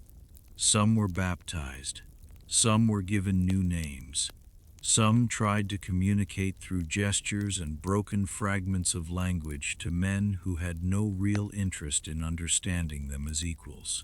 The Taíno bodies in that courtyard were treated as signs, signs of royal favor, of divine providence, of opportunity. To most watching, the cruelty was invisible. They saw wonder, not abduction. Columbus knelt before Ferdinand and Isabella. He described his voyage, his islands, his Indians, his belief that these were the outskirts of Asia, or at minimum, lands off its eastern shores. He promised more islands, more people to convert, more gold to fund kingdoms and cathedrals. The monarchs listened. They had just ended a centuries-long war. Their armies were idle. Their treasuries were not as full as they wished. Their great rival, Portugal, was growing rich from African gold and Indian Ocean trade routes. Here was a sailor, offering a shortcut to the riches of the East, bypassing Portuguese-controlled waters. And he had returned not just with words, but with living evidence. The reception in Barcelona was choreographed to send a message outward as well as inward. To their nobles, Spain, not Portugal, had seized the future. To their neighbors, the Catholic monarchs now claimed rights in lands no other Christian power had seen. To the Church, this was not merely commerce but mission. Millions of souls, Columbus insisted, were waiting for baptism. Word spread. Merchants in Italian city-states imagined new routes for spices, dyes, timber, and sugar. Sailors in port taverns whispered about western islands and easy plunder. Courts in France and England listened with envy, wondering how long Spanish secrecy could hold. Printers, sensing demand, ran off more copies of Columbus's letters. The story of 1492 was no longer his alone. It was becoming Europe's. But empires, especially Catholic empires in the late 15th century, didn't expand on rumor and ambition alone. They needed paperwork. They needed blessings. So Rome was drawn into the story almost immediately. Pope Alexander VI, Rodrigo Borgia, a man whose name still carries the scent of Renaissance intrigue, issued a series of papal bulls in 1493. These bulls, like lines drawn in ink across a globe no one had properly mapped, granted Spain sweeping rights over lands west of a certain meridian, on the condition that they convert the peoples they encountered. The logic was straightforward. if deeply distorted. All non-Christian lands were theoretically available to whichever Christian monarch discovered and claimed them, as long as they brought the church along. The bulls attempted to settle a growing tension. Portugal had long-standing papal support for its African and Eastern ventures. Spain now demanded recognition of its Western ones. Imaginary lines, but with very real consequences. The Portuguese were unsatisfied. They negotiated. The result, in 1494, was the Treaty of Tordesillas. Representatives of Spain and Portugal sat down and, with maps that were largely guesswork, divided the non-European world between them. A line was drawn roughly 370 leagues west of the Cape Verde Islands. Lands to the west would fall under Spanish influence. Lands to the east would belong to Portugal. They were carving up continents they had barely glimpsed. They did not know that a vast landmass lay between the Caribbean and Asia. They did not know that the line they drew would one day place a large portion of South America, what would become Brazil, inside the Portuguese half, by accident of geometry alone. They did not understand the human complexity of the worlds they were partitioning. Thousands of nations, hundreds of languages, cultures as intricate as anything in Europe. From their perspective, however, this was order, legality, God's approval stamped over ambition. The bulls and the treaty wrapped conquest in the language of righteousness. To the Taíno, to the Maya, to the Mexica and Inca, and countless others, none of this paperwork meant anything, but it would shape the armies, ships, and governors now preparing to cross the ocean in escalating numbers. Back in Spain, as scribes copied treaties and papal documents, another kind of preparation was underway. Columbus's next voyage would not be 3 small ships nervously crossing an unknown sea. It would be a fleet, 17 vessels, over 1,000 men, horses, pigs, cattle, tools, seeds, priests with baptismal fonts and crosses, soldiers with steel swords and gunpowder, craftsmen, colonists, and chains. This time the goal was not exploration, it was colonization. The instructions he received from the monarchs were explicit. Establish permanent settlements. Find and secure sources of gold. Convert the natives. Enforce Spanish authority. The romantic uncertainty of the first voyage, the sense of stepping into the genuinely unknown, was being replaced by a colder, more systematic logic. Ports would be built. Lands would be granted. Labor would be extracted. Resistance, if it came, would be crushed. Some of the men who signed up for the second voyage had read the embellished accounts of the first. They imagined easy plunder, docile peoples, tropical abundance waiting to be collected.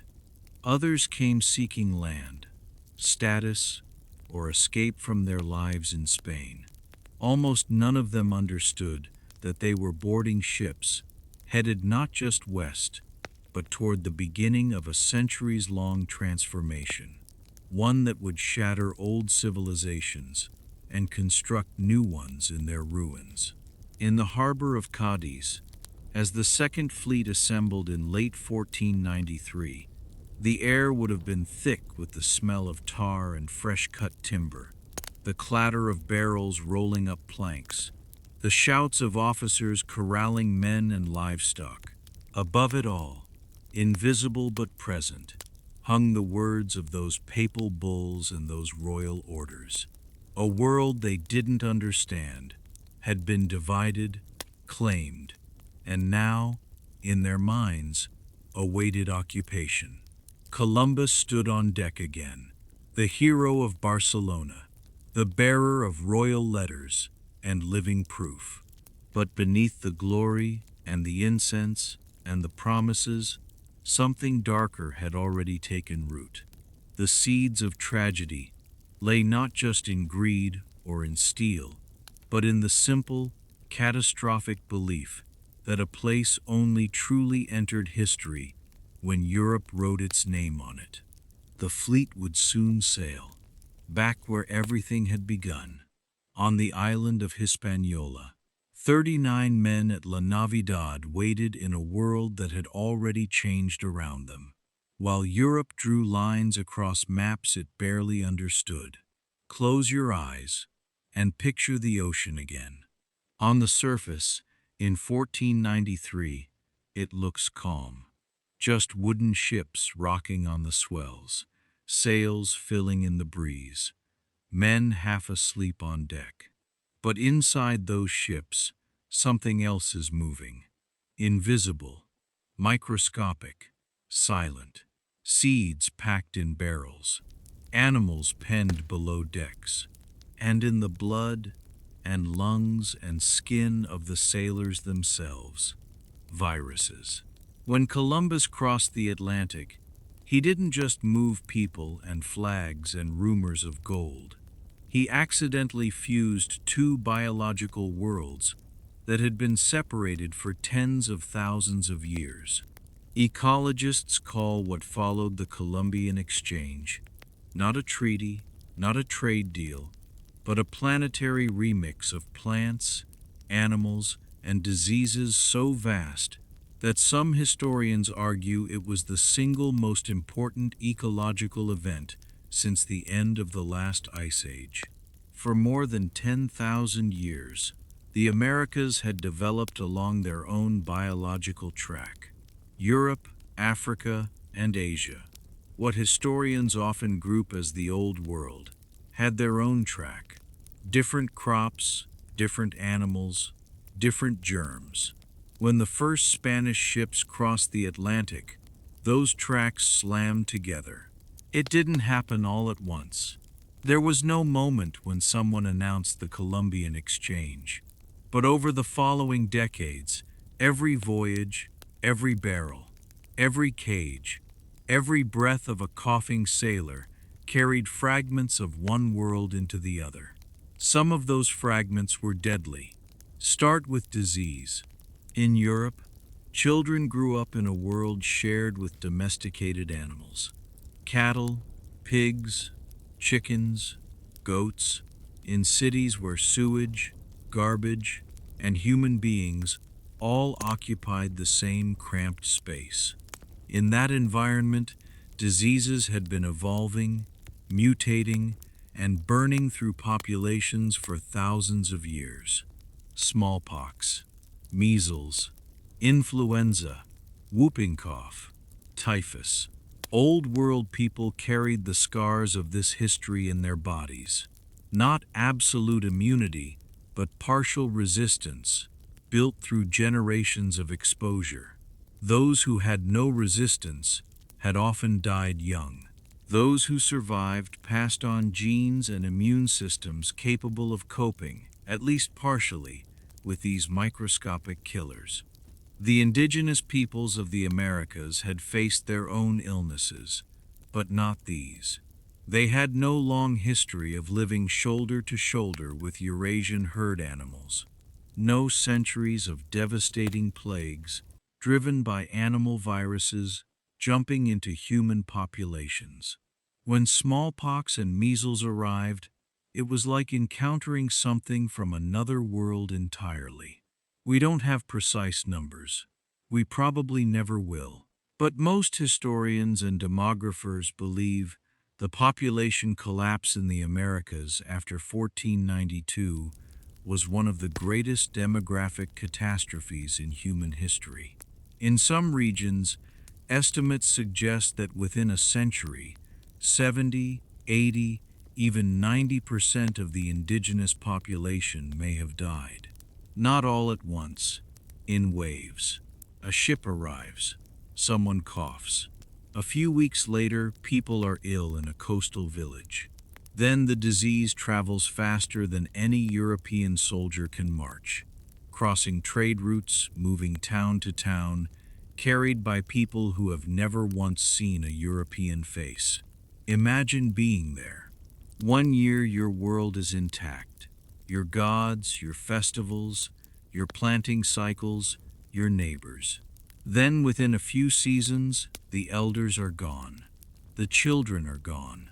The leaders, the farmers, the artisans, the healers, gone. The social systems that hold everything together begin to fray. Not because of battles fought with steel and gunpowder, but because invisible particles are rewriting the mathematics of survival. The Spanish did bring violence. They brought conquest, enslavement, and forced labor. But in many places, disease arrived first and did most of the killing, long before anyone in armor appeared on the horizon. Yet the exchange wasn't entirely one-directional. It wasn't only death moving west. Sometimes life and abundance flowed east. Think about your dinner plate tonight. Tomatoes, potatoes, corn, chocolate, peanuts, chili peppers. Every one of these is an American species. For tens of thousands of years, not a single Italian, Chinese, Indian, or West African farmer had ever seen a tomato plant, a potato tuber, a cacao pod, or an ear of maize. Within a few centuries of 1492, they were growing everywhere. Take the potato, a humble Andean tuber adapted to high altitude and cold nights, with an almost absurd amount of calories packed into a compact package. When Europeans finally began planting potatoes seriously, especially in places like Ireland, the effect was explosive. You could suddenly feed far more people on the same amount of land. Populations grew. Villages that had once scraped through on grain harvests now had a reliable fallback. This small underground food from the Andes quietly helped fuel Europe's population boom. Tomatoes traveled a different path. At first, Europeans were suspicious. Some believed they were poisonous, being members of the nightshade family. But gradually, cooks in Spain and Italy began experimenting. Sauces changed, flavors deepened. The Italian cuisine that people romanticize today, tomato sauces, pizza, rich red pasta, would have been completely impossible before the Columbian Exchange. No tomatoes, no marinara. Maize may have been the single greatest global game changer of all. It developed by indigenous farmers in Mesoamerica from a wild grass called teosinte. Maize was a human creation, shaped over generations of careful selection. After 1492, it spread across Europe, Africa, and Asia, becoming a staple food in regions that had never known it existed. In parts of Africa and the Balkans, entire diets were built around cornmeal. In China, maize helped sustain farmers in marginal upland soils, extending cultivation into places that rice couldn't easily reach. And then there was chocolate. Cacao, once a sacred drink among Mesoamerican elites, crossed the ocean and slowly evolved into the sweetened, milky form that would become a global obsession. What began as a bitter, spiced ritual beverage ended up as a comfort food in European drawing rooms, and eventually in vending machines on every continent. So while disease was tearing apart societies in the Americas, American crops were reshaping diets and populations across the old world. More calories, more people, new cuisines, new comforts. It was a deeply unequal exchange, but it was an exchange. The flow in the other direction wasn't only germs. It was hooves, and roots, and seeds, and weeds. When Columbus returned to the Caribbean on his second voyage, he didn't come only with men. He came with animals that had never existed in the Americas: horses, cattle, sheep, goats, pigs, seeds of European crops, wheat, barley, olives, sugarcane. On islands where the only native land mammals had been hootias and bats, pigs were suddenly rooting through the undergrowth, devouring everything they could find. They multiplied quickly, often escaping into the wild and forming feral herds that disrupted indigenous gardens and trampled native plants. Horses were even more transformative. They had once existed in the Americas, but went extinct at the end of the last ice age. When the Spanish reintroduced them, they didn't just change transportation, they rewired entire cultures. Over time, indigenous peoples of the Great Plains of North America, far removed from the Caribbean, would adopt horses and build entirely new ways of life around mounted hunting and mobility. But in those first years after Columbus, the change was just beginning. A few animals here and there, some fear, some fascination, and a future that nobody yet imagined. European plants moved like quiet invaders. Wheat and barley needed cleared land, so forests were cut, fields were plowed. European weeds often arrived as stowaways, in grain sacks, on the hooves of animals, and then spread across new landscapes, outcompeting native species that had no defense against them. Sugarcane, carried over from Old World tropics, would become one of the most important and most brutal crops in the New World. It thrived in the Caribbean climate too well. European demand for sugar soared, plantations expanded, and with them came another catastrophic dimension of the exchange: the forced transport of millions of enslaved Africans to labor in fields that had not existed before 1492. A human current crossing the Atlantic in chains, driven by a plant that had changed continents. Even disease may not have been entirely one-directional. For centuries, doctors and historians have debated the origins of syphilis. Some argue it existed in the Old World before 1492, but was misidentified as other illnesses. Others point to evidence suggesting it appeared in Europe shortly after Columbus's voyages, spreading rapidly through armies and cities, with symptoms far more severe than the later, more familiar form. In that reading, syphilis was the American disease that crossed the ocean going the other way. A grim reminder that the Columbian Exchange was not a simple story of Europeans giving and indigenous peoples receiving. It was a genuine exchange, even if the balance of suffering weighed heavily on one side. Over the long term, the Columbian Exchange so thoroughly remade global agriculture that it's difficult to imagine the world before it. India, without chili peppers. West Africa, without cassava or maize.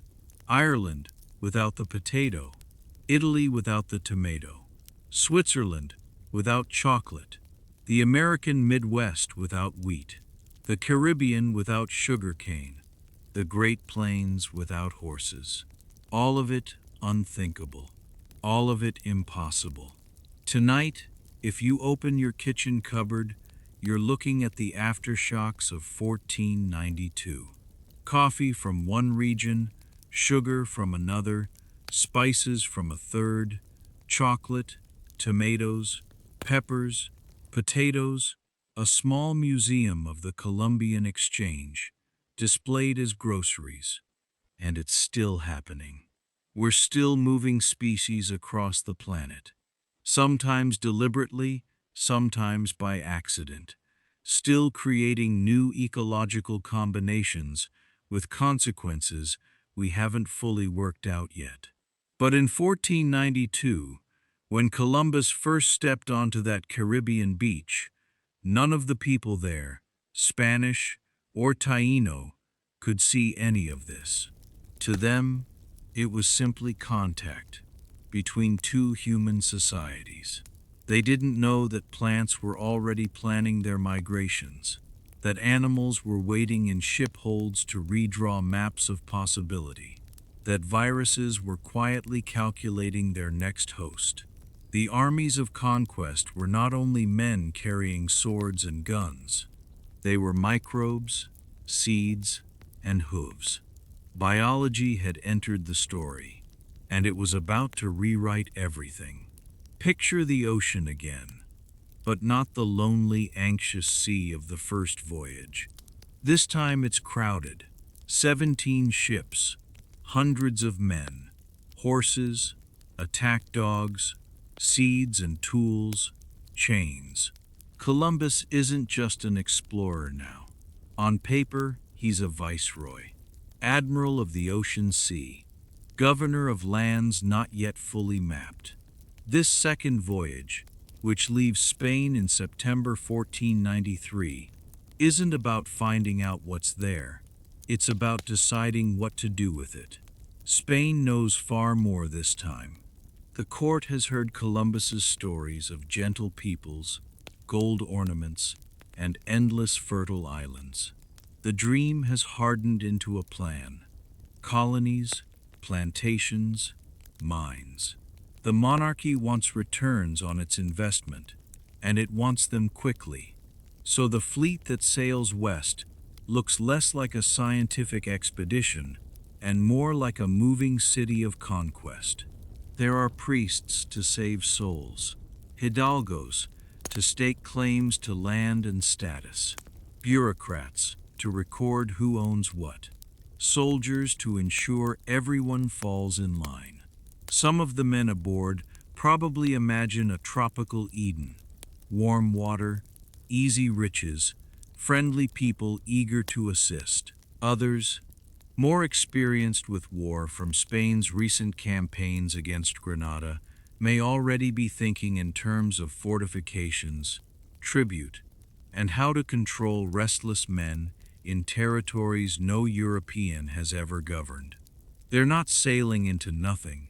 They're heading back to La Navidad. Columbus had left about 40 men there on the northern coast of Hispaniola after the wreck of the Santa Maria, a small outpost assembled from the salvaged timber of a broken ship, stocked with promises, gold to be found inland, alliances to build with local chiefs, a peaceful foothold in a new world. Now, as the fleet approaches Hispaniola nearly a year later, Columbus must be wondering what he'll find. Smoke rising from cooking fires, men running down to the shore and cheering, a thriving small community trading with nearby Taíno villages. Instead, they find ruins. La Navidad is gone. The buildings are burned. The fort is destroyed. The men are dead. Some accounts describe remains scattered and decayed. Others suggest the site had been abandoned to vines and silence. Taíno accounts and later Spanish testimonies offer a straightforward explanation. The men Columbus left had not behaved like guests. They had fought among themselves, abused local women, demanded too much food, hunted obsessively for gold, and attempted to bully chiefs who had no intention of obeying them. A local leader named Caonabo is most often named as the one who finally decided enough was enough. His warriors overran the settlement and killed the garrison. To the Taíno, this may have been a local correction, a response to a dangerous, disruptive group. To Columbus and his men arriving with 17 ships, it looked like rebellion, and rebellion demanded punishment. Whatever hesitation may have lingered from the first voyage dissolved almost instantly. The tone shifted from curiosity to control. The search for gold became entangled with the desire for revenge. The vision of a peaceful trading colony hardened into a plan for domination. Within days, Columbus ordered a new settlement, not far from the ruins of La Navidad. This one was called La Isabela, in honor of the Queen. But the pattern built into its foundations was less a tribute than a warning. Walls, storehouses, a church, a gallows. From the beginning, the relationship with the Taíno was framed in terms of tribute. Columbus needed proof for Spain: gold, cotton, labor. He also needed to keep his own men from turning against him. Many had been promised wealth. Most found none. Hunger, disease, and disappointment set in quickly. So Columbus reached for a system that would become one of the defining features of early Spanish rule in the Americas: the encomienda. On paper, the encomienda was almost benign. Spanish colonists were entrusted with groups of indigenous people. In return for protecting them, teaching them Christianity, and theoretically overseeing their welfare, the colonists could demand labor, tribute, and service. In practice, it was something far simpler. It was organized exploitation, dressed in legal language. Taíno communities that had once farmed, fished, and hunted for their own sustenance now found themselves compelled to carry food, build roads, work in mines, and serve in Spanish households. Men were forced to pan rivers for flecks of gold. Women ground grain, hauled water, and served colonists in ways that went well beyond household work. Children ran errands until they collapsed from exhaustion. Some communities were ordered to deliver a specific quota of gold every few months. Those who met it received a small token, a copper or brass disc to wear around the neck, marking them as compliant. Those who didn't, or who tried to avoid the mines, faced brutal punishment. Accounts recorded by later critics like Bartolomé de las Casas describe hands severed, bodies mutilated, as warnings. Villages burned for failing to produce enough.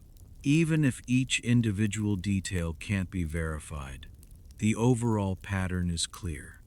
A system designed to extract maximum labor from a population with no immunity to European disease, no experience with this kind of coerced work, and no escape route off their own islands. Columbus, now functioning as governor, proved far better at imagining grand titles than at managing people. He had to balance contradictory pressures. The Spanish crown wanted profit and order. The colonists wanted land, labor, and personal freedom. The Taíno wanted their autonomy and safety. Rather than holding these forces in balance, Columbus generally satisfied the most aggressive voices in his own capital, while lashing out at indigenous resistance. Food shortages arrived early. La Isabela was poorly sited. Bad soil, brackish water, scurvy and dysentery, and infections spreading through the Spanish population. Some colonists muttered that Columbus had misled them. Others openly defied his orders, raiding Taíno villages for food and women. To reassert control, Columbus authorized campaigns of terror against those he designated as threats, particularly Caonabo, the leader associated with the destruction of La Navidad. Through deception and force, Spanish soldiers captured him. He was bound in chains, paraded as a trophy, and eventually died aboard a ship bound for Spain. But if Columbus believed that removing the visible leader of resistance would end it, he was mistaken. Across Hispaniola and neighboring islands, Taíno leaders had been watching a pattern develop. The strangers' demands only increased. The violence escalated. More ships arrived with every season. Chiefs who had initially attempted to host and accommodate the newcomers began planning something else: resistance. In 1495, A large coalition of Taíno warriors confronted Spanish forces in the interior of Hispaniola. Their numbers vary wildly in different accounts. Tens of thousands in some reports, far fewer by more careful estimates. But the intent was clear. This was not a minor skirmish. This was an attempt to drive the invaders out. It failed. Steel weapons, crossbows, cavalry, and war dogs gave the Spanish a decisive advantage. Horses in particular terrified fighters who had never seen such animals in their lives. After the battle, Columbus's forces pursued fleeing groups, capturing many as slaves. Some were kept to work the fields and mines. Others were shipped to Spain and sold. This was among the earliest waves of mass indigenous enslavement in the Americas under Spanish authority. It would not be the last. The devastation was not only from war and forced labor, disease, likely smallpox, influenza, and other Eurasian infections, began moving quietly through Taíno communities. People who had never encountered these pathogens had no built-up resistance. Deaths rose, often without the Spanish fully grasping the cause. To the Taíno, it may have seemed as if the arrival of these strangers had called down some new and invisible curse. Some historians hesitate to use the word genocide for this early period, noting that the Spanish crown occasionally passed laws intended to limit abuse. But on the ground, the combination of deliberate terror, mass enslavement, systematic overwork, and indifference to Taíno survival bore the shape of a slow-motion extermination. Reports began flowing back across the Atlantic, not just triumphant accounts of conquest, but troubling dispatches of chaos. Colonists wrote letters complaining that Columbus and his brothers were tyrannical, favoring their own supporters, hoarding privileges, punishing dissent. Others accused him of weakness, of failing to deliver enough gold, of failing to maintain order. The crown was far away, but not deaf. Spain had invested enormous prestige in this enterprise, and it could not afford total collapse. So in the late 1490s, royal officials began paying closer attention to what was actually happening on Hispaniola. In 1500, a royal commissioner named Francisco de Bobadilla arrived with broad authority. He heard the complaints, saw the prisons filled with both Spaniards and Taíno, and read the accounts of whippings, hangings, and mutilations. Whatever his personal motivations, he reached a clear conclusion. The colony was out of control, and Columbus was at the center of it. Bobadilla arrested Columbus and his brothers. The admiral who had once stood before the Spanish court as the discoverer of a new world was now put in irons, not symbolically, not as a gesture, but with real chains on his wrists and ankles, and loaded onto a ship heading back across the same ocean he had once crossed in triumph. Sailing east this time, Columbus reportedly refused to have the chains removed, even when offered. Some later accounts claim he kept them until the end of his life, a physical reminder of how quickly fortune can reverse. By the time he reached Spain again, the myth had already begun to diverge from the man. To much of Europe, he remained the visionary who had found a western path to unknown lands. To those who had lived under his rule in the Caribbean, he was something else entirely.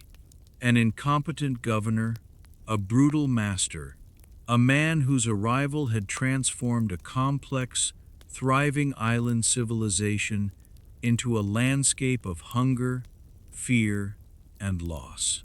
Between 1493 and 1500, the paradise Columbus had described on his first voyage was already disappearing. Forests cleared, villages disrupted or destroyed, populations forced into new patterns of labor and dependence. A door opened with gifts, and curiosity had been wedged wide with swords and shackles. The age of exploration had already become the age of conquest. And for the Taíno, the clock was running. By the time Columbus reached the end of his life, the world he believed he had discovered existed only inside his own mind. Picture him in 1506, an aging man in Valladolid, Spain, his joints aching from decades at sea, his eyesight failing, his reputation already dimmer than it had been on that triumphant day in Barcelona when he first returned with captives and gold trinkets.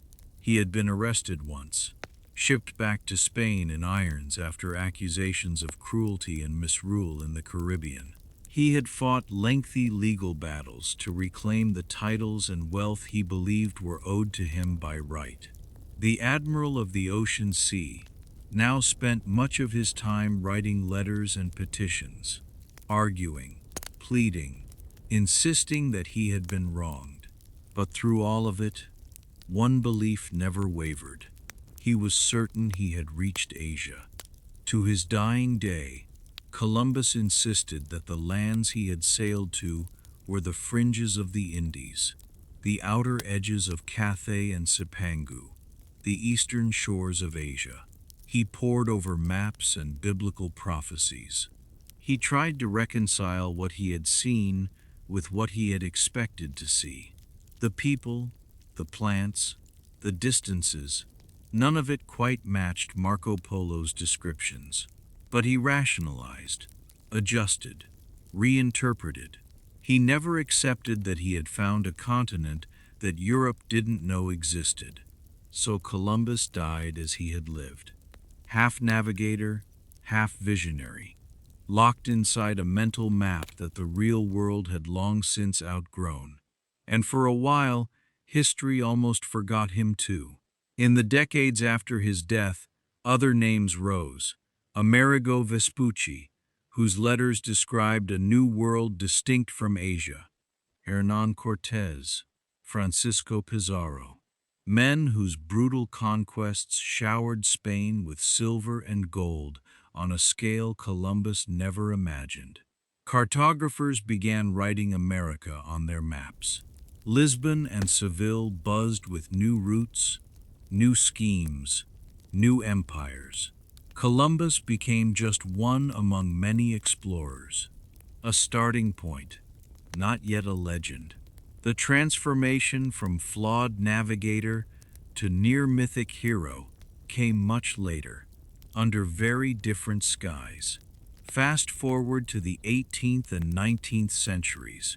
A new nation had appeared on those maps, the United States. It had broken from Britain and was in search of a story, a founding myth that didn't depend on kings or ancient European traditions. Columbus was perfect. He hadn't sailed for England. He represented daring, the courage to cross an unknown ocean. He could be remade into a symbol of discovery, of bold beginnings, of what people were calling the spirit of the New World. So American writers and politicians began to reinvent him. School books turned a complicated Genoese mariner into a flawless visionary who had proved the world was round. Even though educated Europeans had known that for centuries, paintings showed him stepping majestically onto pristine shores, flag raised, as though history itself had been waiting for this moment. Poems and parades celebrated his courage. Cities, rivers, and a new federal district took his name. Columbia. Columbus. The District of Columbia. The messy details faded. The arrests, the mismanagement, the violence. Brushed aside or never mentioned at all. The Taíno and other indigenous peoples disappeared from the story, replaced by vague figures in the background of heroic scenes. The real man, who died uncertain, diminished, still arguing, was replaced by a marble statue, literally. Stone Columbuses rose in public squares across the country, always pointing west, always on the edge of a discovery that no longer quite matched what actually happened. But the people who had been on those islands when he arrived, they never had the luxury of forgetting. For indigenous communities across the Americas, 1492 is not just a date on a timeline. It is the beginning of a long, painful before and after. In Taíno oral traditions, in Caribbean folk memory, in the stories handed down quietly within families, Columbus is not a heroic stranger. He is the doorway through which disease, enslavement, and displacement came. Yet even in the face of devastation, the story didn't end. Taíno identity was, for a long time, said to have vanished entirely. Many historians once wrote that they were wiped out within a few generations. But genetic studies, linguistic traces, family names, and living cultural practices in Puerto Rico, the Dominican Republic, Cuba, Jamaica, and beyond tell a more complicated story. People across the Caribbean today recognize Taíno roots in their food, their music, their agricultural techniques, their words.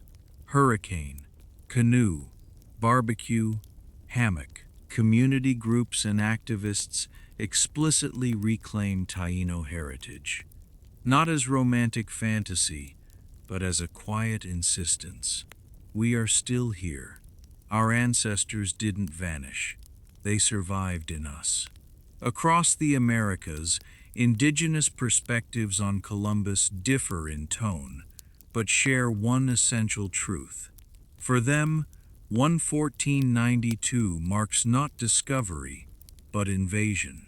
In the Haudenosaunee territories around the Great Lakes, in Andean communities in Peru and Bolivia, among the Maya in Mexico and Guatemala, Columbus is often seen as the first in a long line of outsiders who brought forced conversions, land seizure, and epidemic disease. Yet the story they tell is not only one of loss, it is also one of survival. Languages preserved against every effort to extinguish them. Ceremonies conducted in secret when they were outlawed. Knowledge of planting cycles, medicinal plants, and sacred landscapes passed quietly from parent to child, generation after generation, beneath the noise of empire. In the 20th and 21st centuries, those quiet survivals grew louder. Protests began to challenge the parades and the statues. Indigenous scholars and writers published accounts centered on their own ancestors' experiences rather than European perspectives. The mythic, one-sided Columbus story started to fracture, revealing the people who had always been there, simply unacknowledged. This is where the modern Columbus Day controversy comes from. For many Italian Americans in the United States, Columbus Day began as a way to claim dignity in a country that had long discriminated against them. In the late 1800s and early 1900s, Italian immigrants faced violence, stereotypes, and deep suspicion. Honoring an Italian navigator who had opened the Americas became a symbol of pride and belonging. So for some, Columbus Day remains bound up with that history of struggle and hard-won acceptance. For many indigenous people, the same holiday reads as a celebration of the day their world began to collapse, a public festival held at the site of a family tragedy. These two emotional truths exist in real tension. That's why around the early 1990s and into the 2000s, a shift began. Cities, states, and countries started replacing or pairing Columbus Day with Indigenous Peoples Day, Dia de la Resistencia Indígena, or similar observances. The emphasis moved from honoring a single European explorer to recognizing the survival and contributions of native peoples. Different places remember 1492 in very different ways.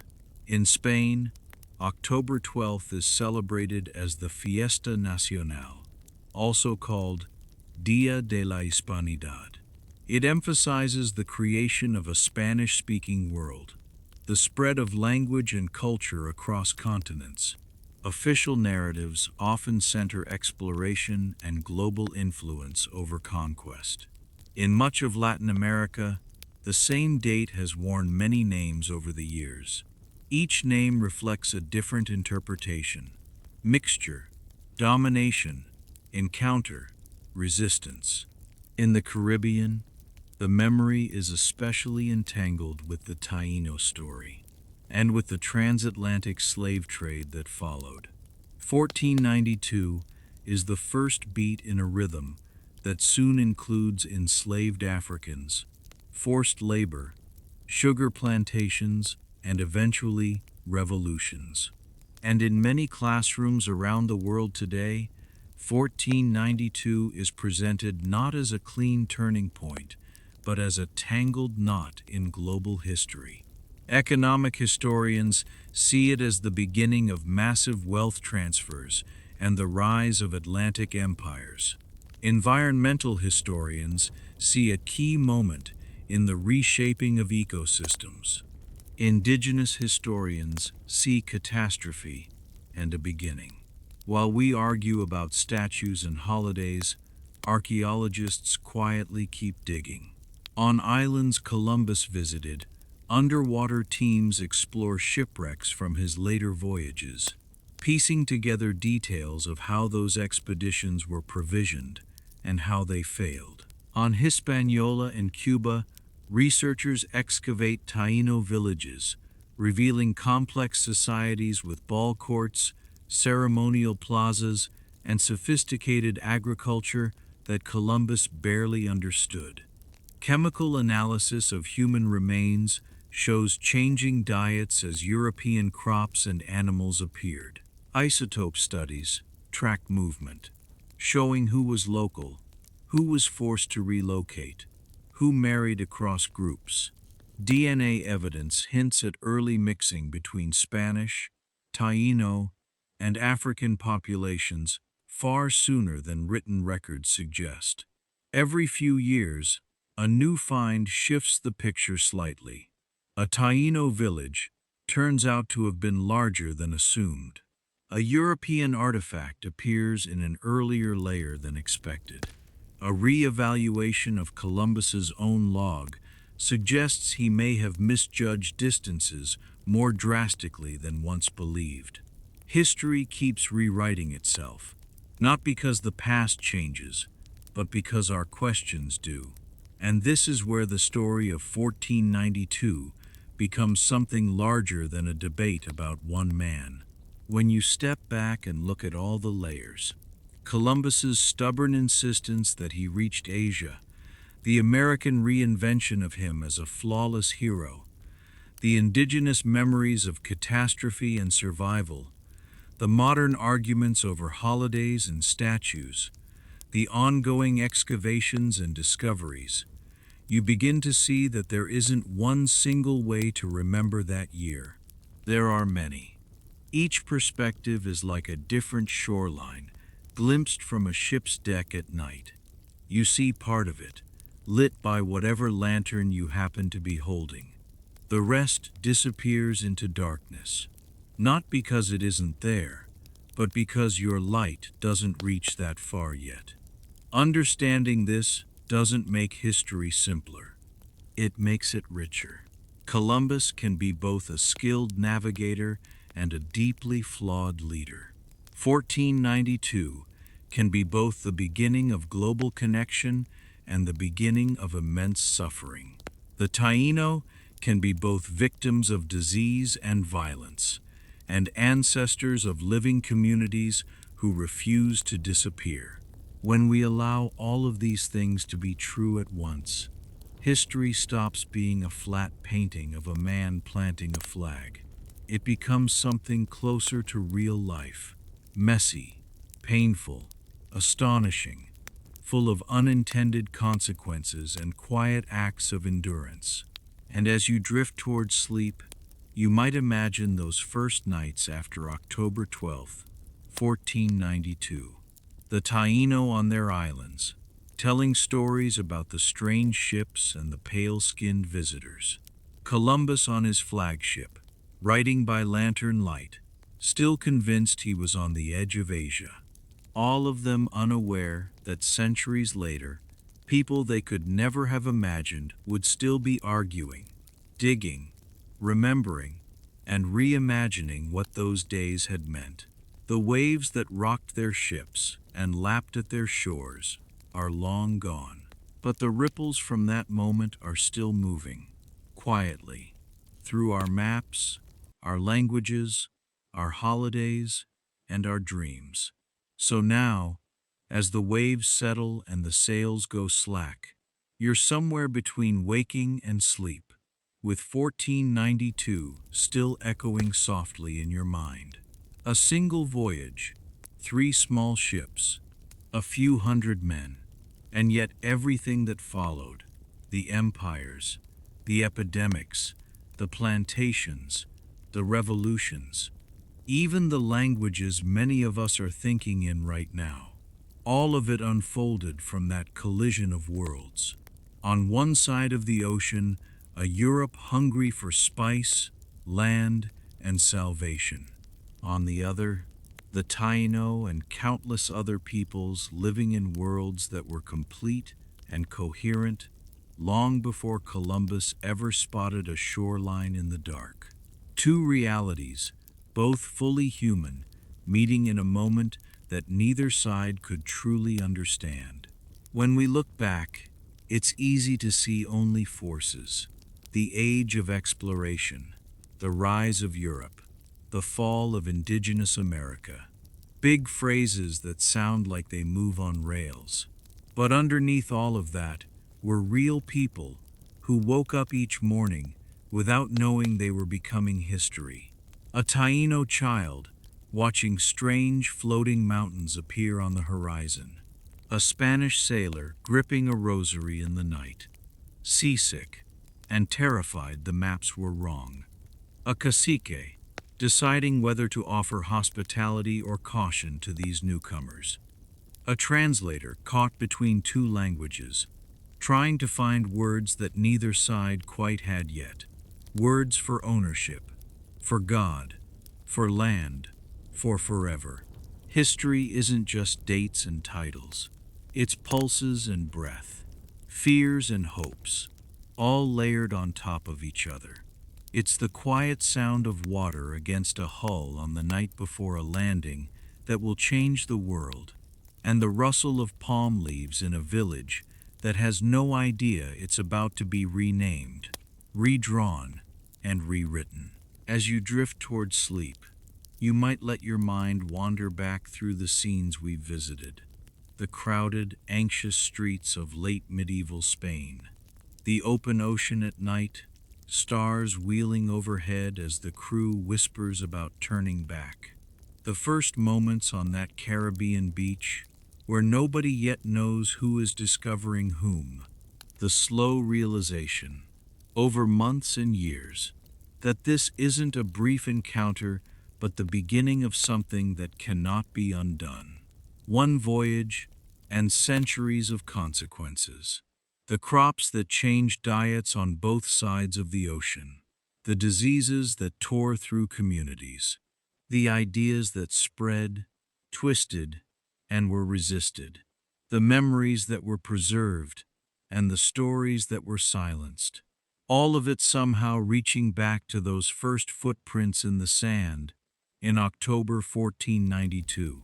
You don't have to decide right now, in the dark, whether Columbus was a hero, a villain, or something in between.